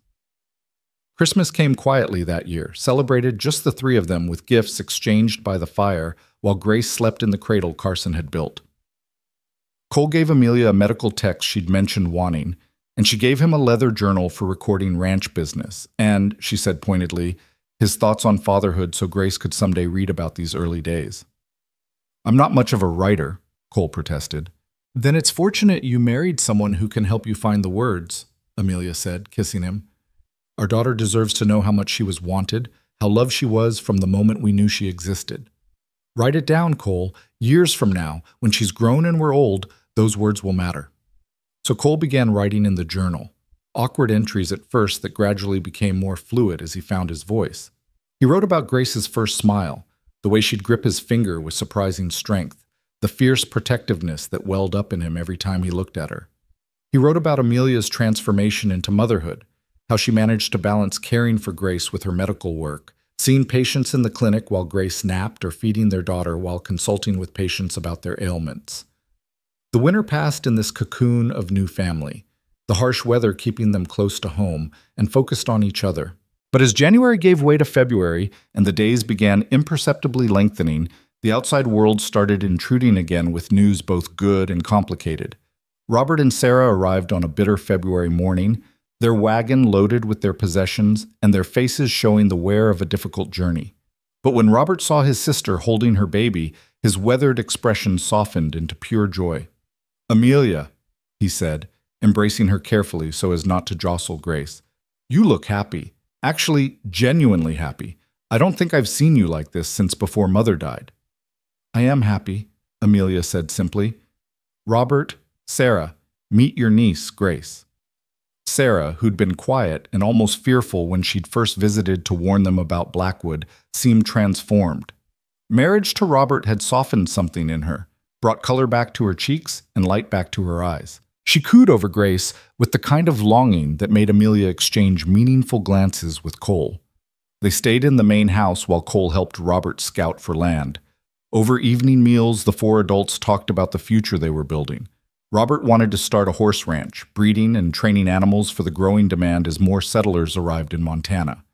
Sarah spoke tentatively about possibly learning medicine from Amelia, wanting to be useful and having nowhere else to direct the intelligence Blackwood had tried so hard to suppress. "I'd be happy to teach you," Amelia said warmly, "and honestly, I could use the help. Between Grace and the number of patients I'm seeing, having someone I trust to assist with basic care would be invaluable." "You'd trust me?" Sarah asked, something vulnerable in her voice. "After everything? After being married to him?" "You were his victim, not his accomplice," Amelia said firmly. "And you risked yourself to warn us, helped Robert clear my name. Of course I trust you. We're family now, Sarah. That means something out here." Over the next weeks, they found Robert and Sarah good land about 3 miles east of the Whitmore Ranch, close enough to help each other, far enough for independence. Cole loaned Robert money to get started and sent Carson and Miguel to help with the initial building. A pattern emerged of shared labor and mutual support, the two families beginning to form the nucleus of a real community. It was during this period of relative peace and productivity that Martha Henderson arrived one morning with news that made everyone go still. "There's a man in town asking questions about the Whitmore Ranch," Martha said, without preamble. "Specifically about Mrs. Whitmore's medical practice. He's not from around here, speaks with an Eastern accent, carries himself like he has authority. Marshall Tucker is keeping an eye on him, but I thought you should know." Cole felt old protectiveness surge up instantly. "Did he give a name?"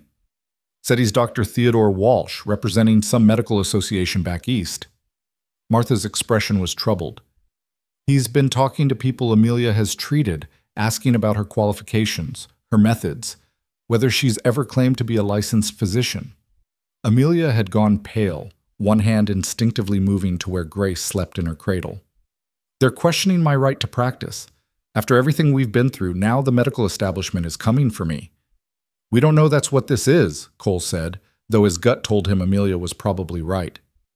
"Maybe he's just curious. Maybe—" "Cole, men like that don't travel 2,000 miles out of curiosity," Amelia interrupted. "They come to shut down what they see as irregular practices, to enforce the rules that say women can't practice medicine without licenses they're not allowed to obtain. I knew this was coming eventually. I just hoped we'd have more time." "You're not stopping your work," Cole said flatly. "I don't care what some Eastern doctor says. This territory needs you." "What the territory needs and what's legally permitted might be two different things," Amelia said, her voice heavy with defeat. "If he has the authority to shut down my practice, if he can charge me with practicing medicine without a license, Cole, I could face fines or even jail time." "Not in Montana you won't," Robert said firmly from where he'd been listening. "The Territorial Health Board has officially recognized you as a medical consultant. That carries legal weight. Does it carry enough legal weight to counter an Eastern Medical Association with political connections? Amelia asked. I'm not so sure. The answer came 2 days later when Dr. Theodore Walsh arrived at the Whitmore Ranch in an official capacity, accompanied by Marshal Tucker, who looked distinctly uncomfortable with the situation. Walsh was a thin man in his 50s with wire spectacles and the pinched expression of someone who'd smelled something unpleasant. Mrs. Whitmore, he said, his tone professionally cool. I'm Dr. Theodore Walsh from the American Medical Association.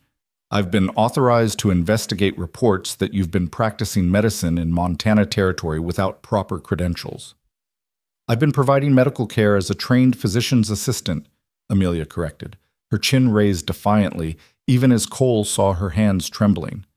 I make no claims to be a licensed physician. I simply use the skills I was taught to help people who have no other options for care. Be that as it may, the association has concerns about unlicensed medical practice, particularly by women who lack proper oversight. Walsh pulled out a document. I'm authorized to issue a cease and desist order requiring you to immediately stop all medical activities until your qualifications can be properly reviewed and certified. That could take months, Cole said, stepping forward. Maybe years. In the meantime, people in this territory will suffer and die from conditions my wife could treat. You're really going to let that happen? I'm going to ensure medical practice meets appropriate standards, Walsh said stiffly. Frontier sentimentality doesn't change the need for proper regulation. Marshal, Cole said, turning to Tucker, does he have the legal authority to enforce this? Marshal Tucker sighed heavily. It's complicated. The territorial government recognizes Mrs. Whitmore's work, but the federal government defers to medical associations on questions of licensure.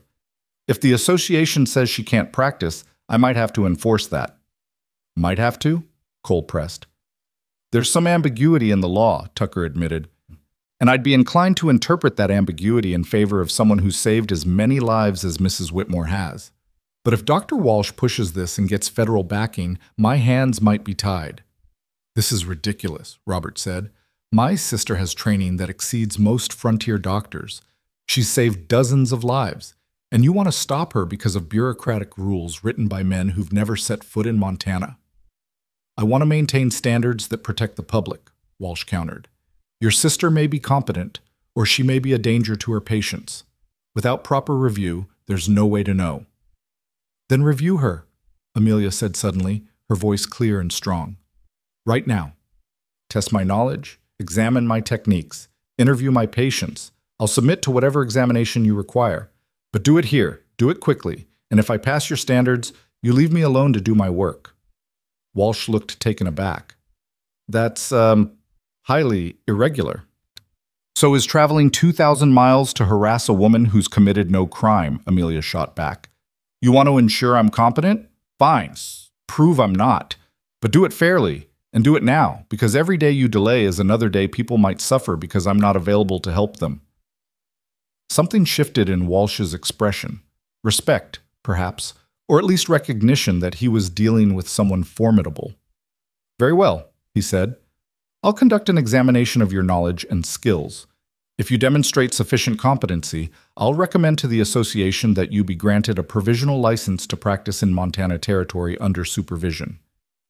Whose supervision? Cole asked, suspiciously. Mine, for the duration of my stay in the territory, Walsh said, which will be approximately 2 weeks. If Mrs. Whitmore performs adequately during that time, I'll support her application for full licensure as a frontier medical practitioner, a new classification the association is considering for isolated areas where traditional licensing is impractical. It wasn't ideal, but it was better than an outright prohibition. Amelia agreed immediately, and for the next 2 weeks, Dr. Walsh became an unwelcome fixture around the Whitmore Ranch. He observed Amelia treating patients, questioned her about anatomy and pharmacology, reviewed her medical records with meticulous attention to detail. Cole watched it all with barely suppressed fury, hating the way Walsh treated his wife like a student being examined rather than a professional with years of experience. But Amelia bore it with grace and confidence, answering every question, explaining every decision, demonstrating her knowledge and skill with quiet authority. And gradually, Cole saw Walsh's skepticism transform into something approaching respect. The turning point came during the second week when a rancher named Thomas Kieran arrived with his teenage son who'd been gored by a bull. The boy's abdomen was torn open, his intestines visible, blood soaking through the makeshift bandages his father had applied. It was the kind of injury that would be challenging for any doctor, even in a well-equipped hospital. "He needs surgery immediately, or he'll die," Amelia said after one look. "Dr. Walsh, you're welcome to assist or observe, but I need to operate now."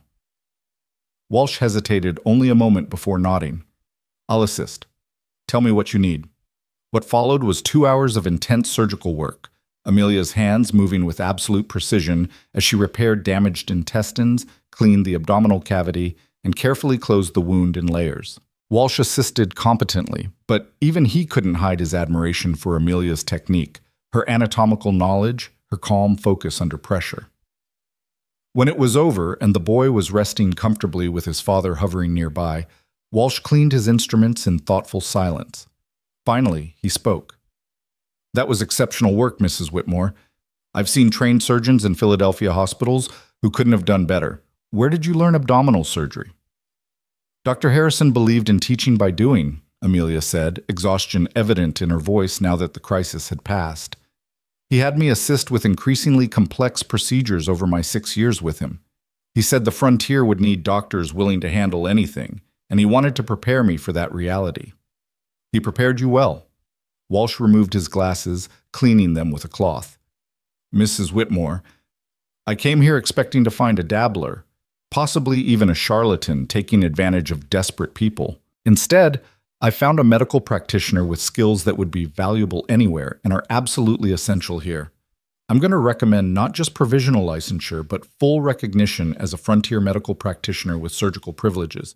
You've more than earned it." The relief that washed over Amelia's face made Cole's chest tight.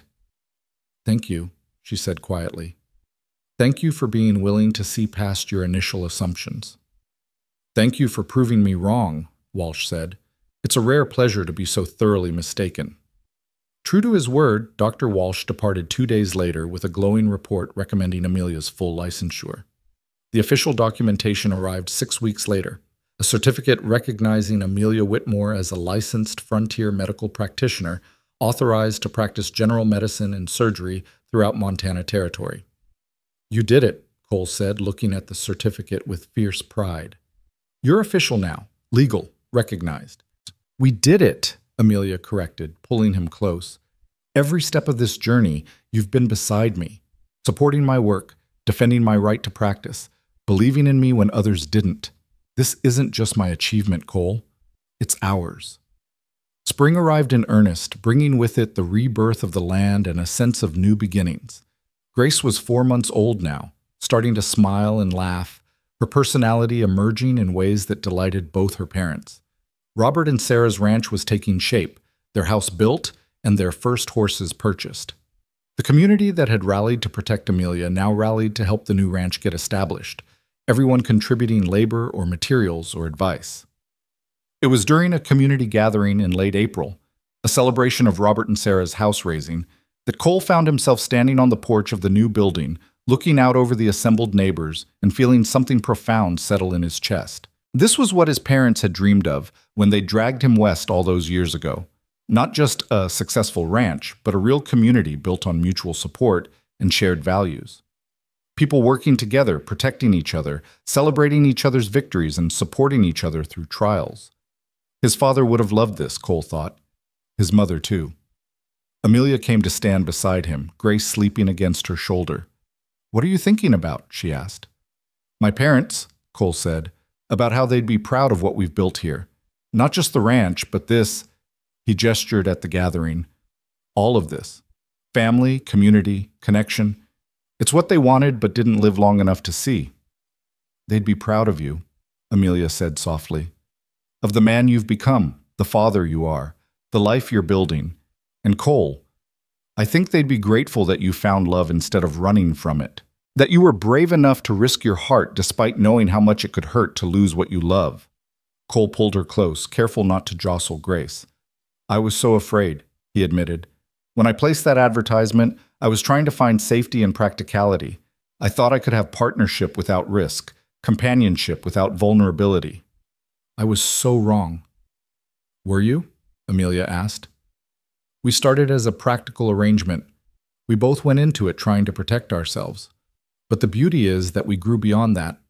We chose each other again and again, not because we were obligated to, but because we wanted to. I choose you every day, Cole said. Every single day, I wake up and choose you, choose this, choose us. That's what makes it real. I choose you too, Amelia said, standing on her toes to kiss him.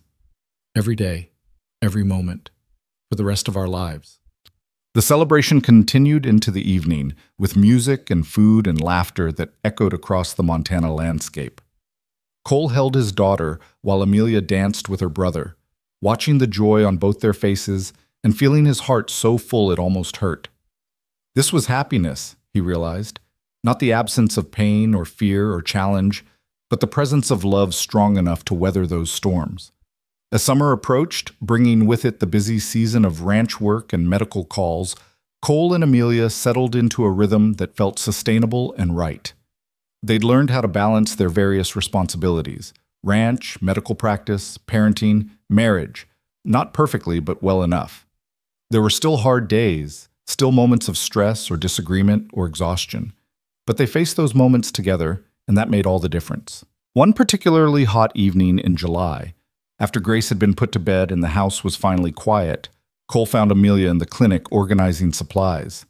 He leaned against the doorframe just watching her work, the way her hands moved with practiced efficiency, the small furrow between her brows when she was concentrating, the way she'd tuck a strand of hair behind her ear absently. "What?" she asked, catching him staring. "Just thinking about how far we've come," Cole said. "A year and a half ago, I was standing on that porch watching for the stagecoach, nervous about meeting the woman I'd agreed to marry sight unseen. I thought I knew what I was getting, a practical arrangement, a business partnership. I had no idea I was about to meet the love of my life." Amelia's eyes softened. "I was terrified on that stagecoach," she admitted. "Terrified I'd made a terrible mistake, that I'd traded one trap for another. When I stepped off and saw you standing there, so serious and guarded, I almost got back on and rode away." "What stopped you?" Cole asked, curious. He'd never heard this before. "Your eyes," Amelia said simply. "When my trunk spilled and you saw the medical books, your eyes lit up. Not with judgment or dismissal, but with recognition, understanding. I saw in that moment that maybe you'd see me as more than just a wife. And I thought maybe, just maybe, this could work." "It more than worked," Cole said, moving into the clinic and pulling her into his arms. "It exceeded every hope I didn't know I had." They stood together in the quiet clinic, holding each other as the Montana night settled around them, and Cole thought about the journey that had brought them to this moment. All the fear and risk, the danger and triumph, the ways they'd been tested and the ways they'd grown.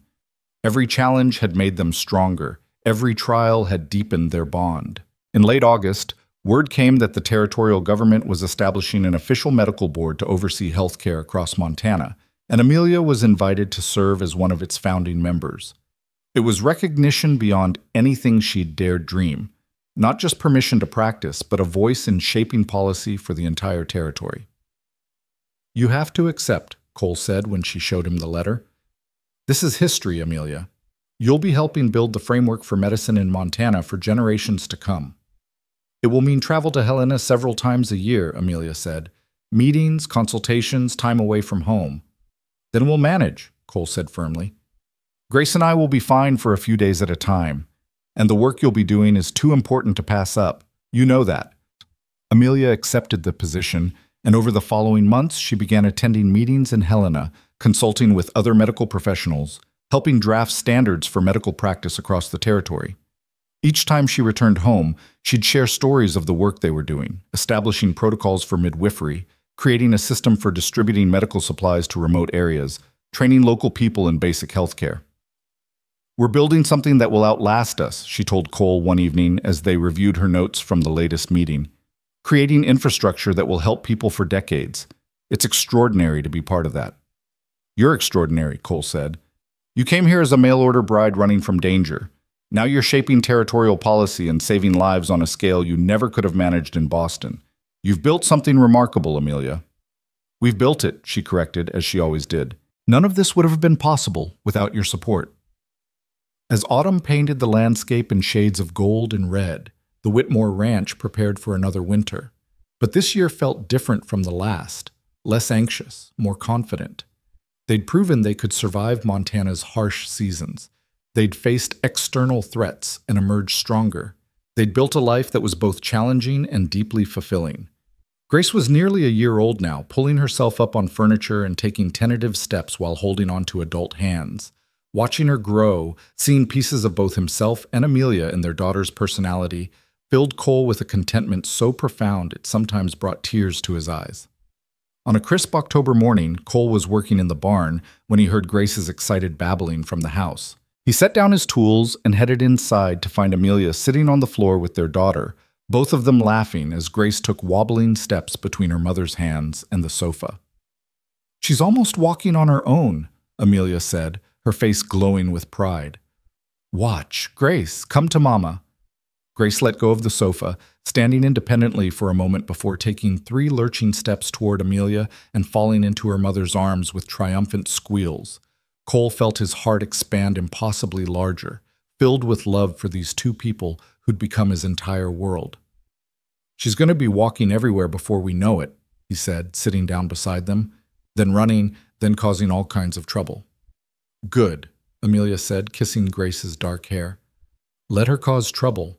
Let her be bold and curious and adventurous. Let her know that her parents will support her no matter what she chooses to do with her life."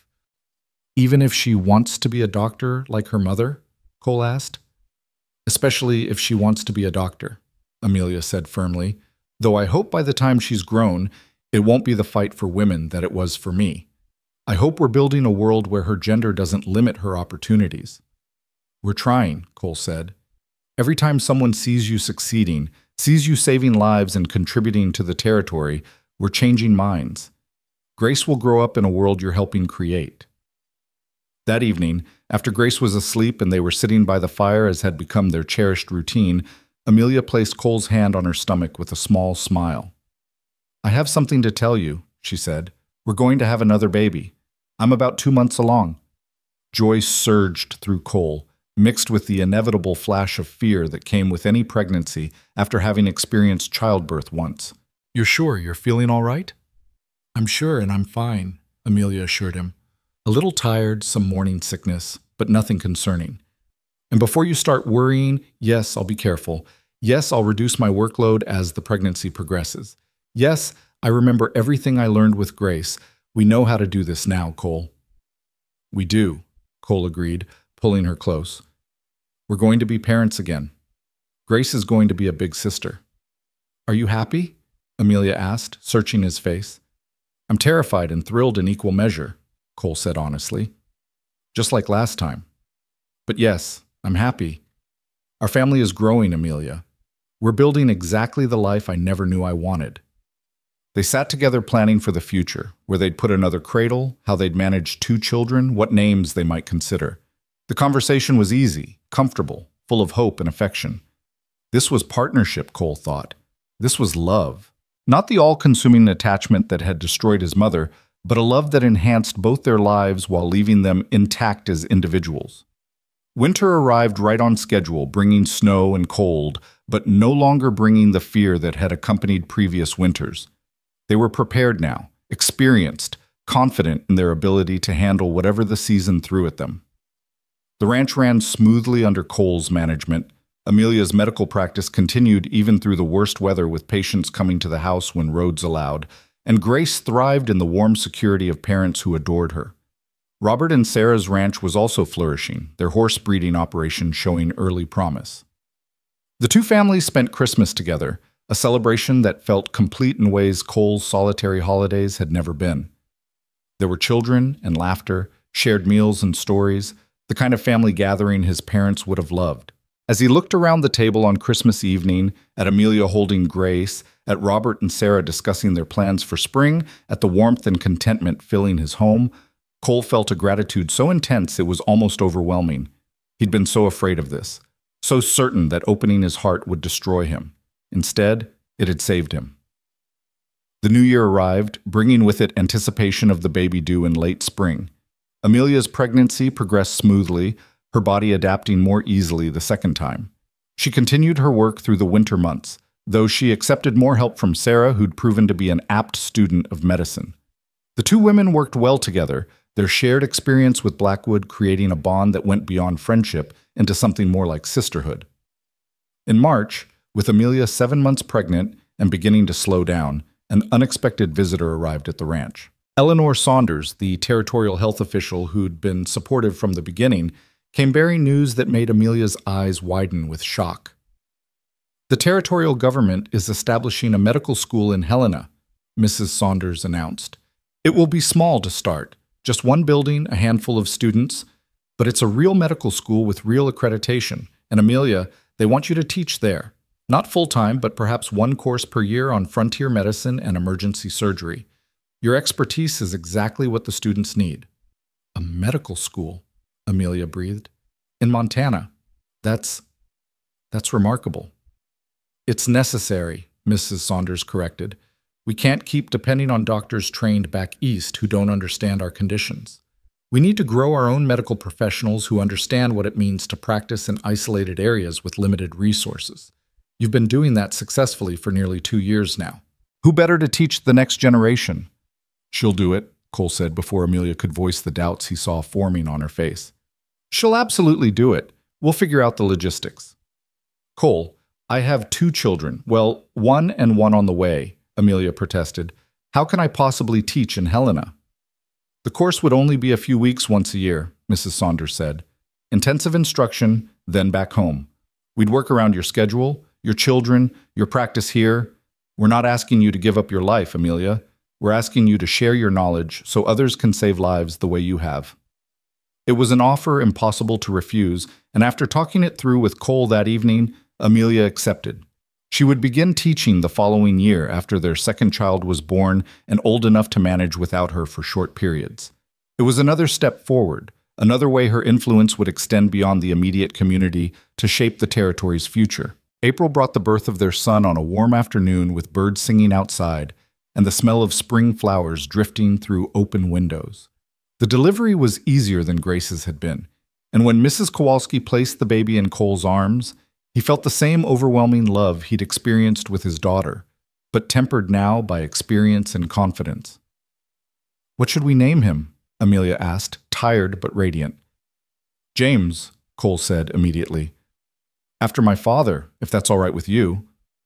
James Whitmore. Amelia tested the name. It's perfect. Your father would be honored. They introduced Grace to her baby brother carefully, the toddler fascinated by the tiny person who'd suddenly appeared in their home. She patted his head gently, saying, "Baby," with proud importance, already taking her role as big sister seriously. The ranch house that had once seemed too large for one lonely cowboy now felt perfectly sized for a growing family. Cole would wake in the mornings to the sound of children, to Amelia's voice singing softly as she nursed James, to Grace's excited chatter as she played with her toys. The silence he'd once lived in had been replaced with the beautiful chaos of family life, and he wouldn't have changed it for anything. As summer arrived and James thrived, Cole found himself reflecting on the journey that had brought them here. It had been just over 2 years since Amelia stepped off that stagecoach, 2 years that had contained more change, more challenge, more growth than some people experienced in a lifetime. They'd faced down threats, survived a harsh frontier, built successful enterprises, created a family. And through it all, the partnership they'd started with had deepened into a love that felt unshakable. One evening in late June, Cole and Amelia sat on the porch watching the sunset while their children slept inside. The land stretched before them, golden in the dying light, peaceful and productive. From the barn came the sounds of the ranch hands finishing evening chores. From Robert's place in the distance came the faint sound of horses whinnying. "Do you ever regret it?" Cole asked suddenly. "Answering that advertisement? Coming here instead of staying in Boston and fighting for your place there?" Amelia was quiet for a moment, considering the question seriously. "No," she said finally. "Never. Boston was suffocating me. The restrictions, the expectations, the constant battle against people who thought women had no place in medicine. Here, I've built something that would have been impossible there. I'm not just practicing medicine, I'm teaching it, shaping policy, influencing how an entire territory approaches healthcare. I have a family I adore, work that fulfills me, and a community that values me for who I am rather than tolerating me despite it. How could I regret any of that? Even the hard parts, Cole pressed, Blackwood, the bounty hunters, the danger? Even those, Amelia confirmed, because they proved what we were capable of together. They showed us that our partnership could withstand real pressure, real threat. And emerging from those trials intact made everything sweeter. She took his hand, squeezing gently. What about you? Do you regret placing that advertisement, looking for a practical wife instead of letting yourself hope for love? I regret the fear that made me think practicality was safer than feeling, Cole said honestly. I wasted years being afraid of what my parents had, thinking it would destroy me the way I believed it destroyed my mother. But I don't regret the advertisement itself, because it brought you to me. And I don't even really regret starting as a practical arrangement, because it gave us space to grow into something real without the pressure of romantic expectations. We built our love on mutual respect and genuine partnership. That foundation has held up through everything. It has, Amelia agreed, and it will continue to hold. Whatever comes next, and I'm sure life has more surprises in store for us, we'll face it the way we've faced everything else, together. As autumn approached and the ranch prepared for another harvest season, Cole found himself thinking about legacy. What would they leave behind when they were gone? The ranch, certainly, which James or Grace might someday choose to run. Amelia's medical practice and teaching, which would continue benefiting people long after she retired. But more than that, they were leaving an example, a model of partnership and mutual respect, of two people building something greater together than either could have built alone. He wrote about this in the journal Amelia had given him, filling pages with observations and hopes and love letters to his children that they'd read someday. He wanted them to know how much they were cherished, how carefully their parents had built a life worth living, how love had transformed fear into courage and loneliness into fullness. One particularly beautiful October afternoon, Cole took Grace riding with him for the first time. The 3-year-old sitting in front of him on his horse and chattering excitedly about everything she saw. They rode up to a ridge overlooking the ranch, the place where Cole often went to think and to appreciate the scope of what they'd built. That's our home, he told Grace, pointing at the ranch spread out below. That's where Mama takes care of people who are sick, where your baby brother is sleeping, where we all live together as a family. Home, Grace repeated, the word clear and confident. We love home. We do love home, Cole agreed, emotion tightening his throat. And home loves us back. That simple statement from the mouth of a child captured something profound. Home wasn't just a place. It was love made tangible, security made real, the physical manifestation of everything they'd built together. And Grace understood that instinctively, knew in her bones that she was loved and safe and valued. That evening, as Cole helped Amelia with the children's bedtime routine, he felt a contentment so deep it almost frightened him. Was it possible to be this happy? Was it safe to feel this fulfilled, or was he tempting fate by acknowledging it? But as he watched Amelia kiss James goodnight and tuck Grace into bed, as he listened to her read a bedtime story in the voice their daughter loved, he realized that fear no longer had power over him. He'd been tested and hadn't broken. He'd loved deeply and hadn't been destroyed. He'd built a life worth living and it hadn't been taken from him. The Montana Territory stretched vast and beautiful around them, still harsh, still unforgiving, but no longer lonely. Cole Whitmore, who'd once been so isolated he'd placed an advertisement for companionship, now had more family and community than he'd ever imagined possible. And at the center of it all was the woman who'd answered that advertisement. The physician's assistant in a blue traveling dress who'd seen potential where he'd only offered practicality. That night, after the children were asleep and the house was quiet, Cole found Amelia in their room, brushing her hair by lamplight. He came up behind her, wrapping his arms around her waist and resting his chin on her shoulder. "Thank you," he said quietly. "For what?" Amelia asked, meeting his eyes in the mirror. "For answering that advertisement. For taking a chance on a lonely rancher you'd never met. For being brave enough to build a life with me. For loving me even when I was too afraid to love you back. For Grace and James and everything we've created together. For making this ranch feel like home instead of just a place I survived. Cole's voice roughened with emotion. For all of it, Amelia. Thank you for all of it. Amelia turned in his arms, her gray eyes shining with unshed tears. You don't need to thank me for choosing you, Cole. It's been the greatest privilege of my life. You saw me when others looked past me. You supported my dreams when others tried to limit them. You loved me, not despite my independence, but because of it. You gave me a home where I could be fully myself, physician and wife, healer and mother, all of it at once without having to choose. How could I not love you for that? They kissed with the tenderness of two people who'd been through fire together and emerged stronger, whose love had been tested and proven true. When they finally drew apart, Cole rested his forehead against hers. I used to be so afraid of this, he admitted, of loving someone so much that losing them would destroy me. But I understand now that my mother wasn't destroyed by loving my father. She was destroyed by losing herself in that love, by making him her entire identity. We haven't done that. We love each other fiercely, but we're still ourselves. That's the difference. That's what makes this sustainable. We enhance each other without consuming each other, Amelia agreed. We're partners who make each other stronger while remaining whole as individuals. That's what real love looks like, Cole. Not the romantic fantasy of two people becoming one, but the reality of two complete people choosing to build a life together. They held each other in the lamplight, listening to the familiar sounds of their home, the settling of the house, the soft breathing of their children in nearby rooms, the wind moving through the Montana night. Everything they'd fought for, everything they'd built, everything they'd become together was contained in this moment of quiet intimacy. The lonely cowboy who'd waited on the porch for his mail-order bride had found something far more valuable than the practical arrangement he'd sought. He'd found partnership, purpose, passion, and a love that made him braver than he'd ever been alone. He'd found home in a woman's arms, in children's laughter, in a community that valued what they'd built together. And as Cole lay in bed that night with Amelia sleeping beside him, her hand resting over his heart, he thought about how far they'd traveled from that first awkward meeting. They'd survived threats and trials that should have broken them. They'd built something extraordinary from a simple advertisement and a leap of faith. They'd created a family, a legacy, a life worth celebrating. Montana territory was still harsh, still unforgiving, still demanding everything from those who chose to make it home.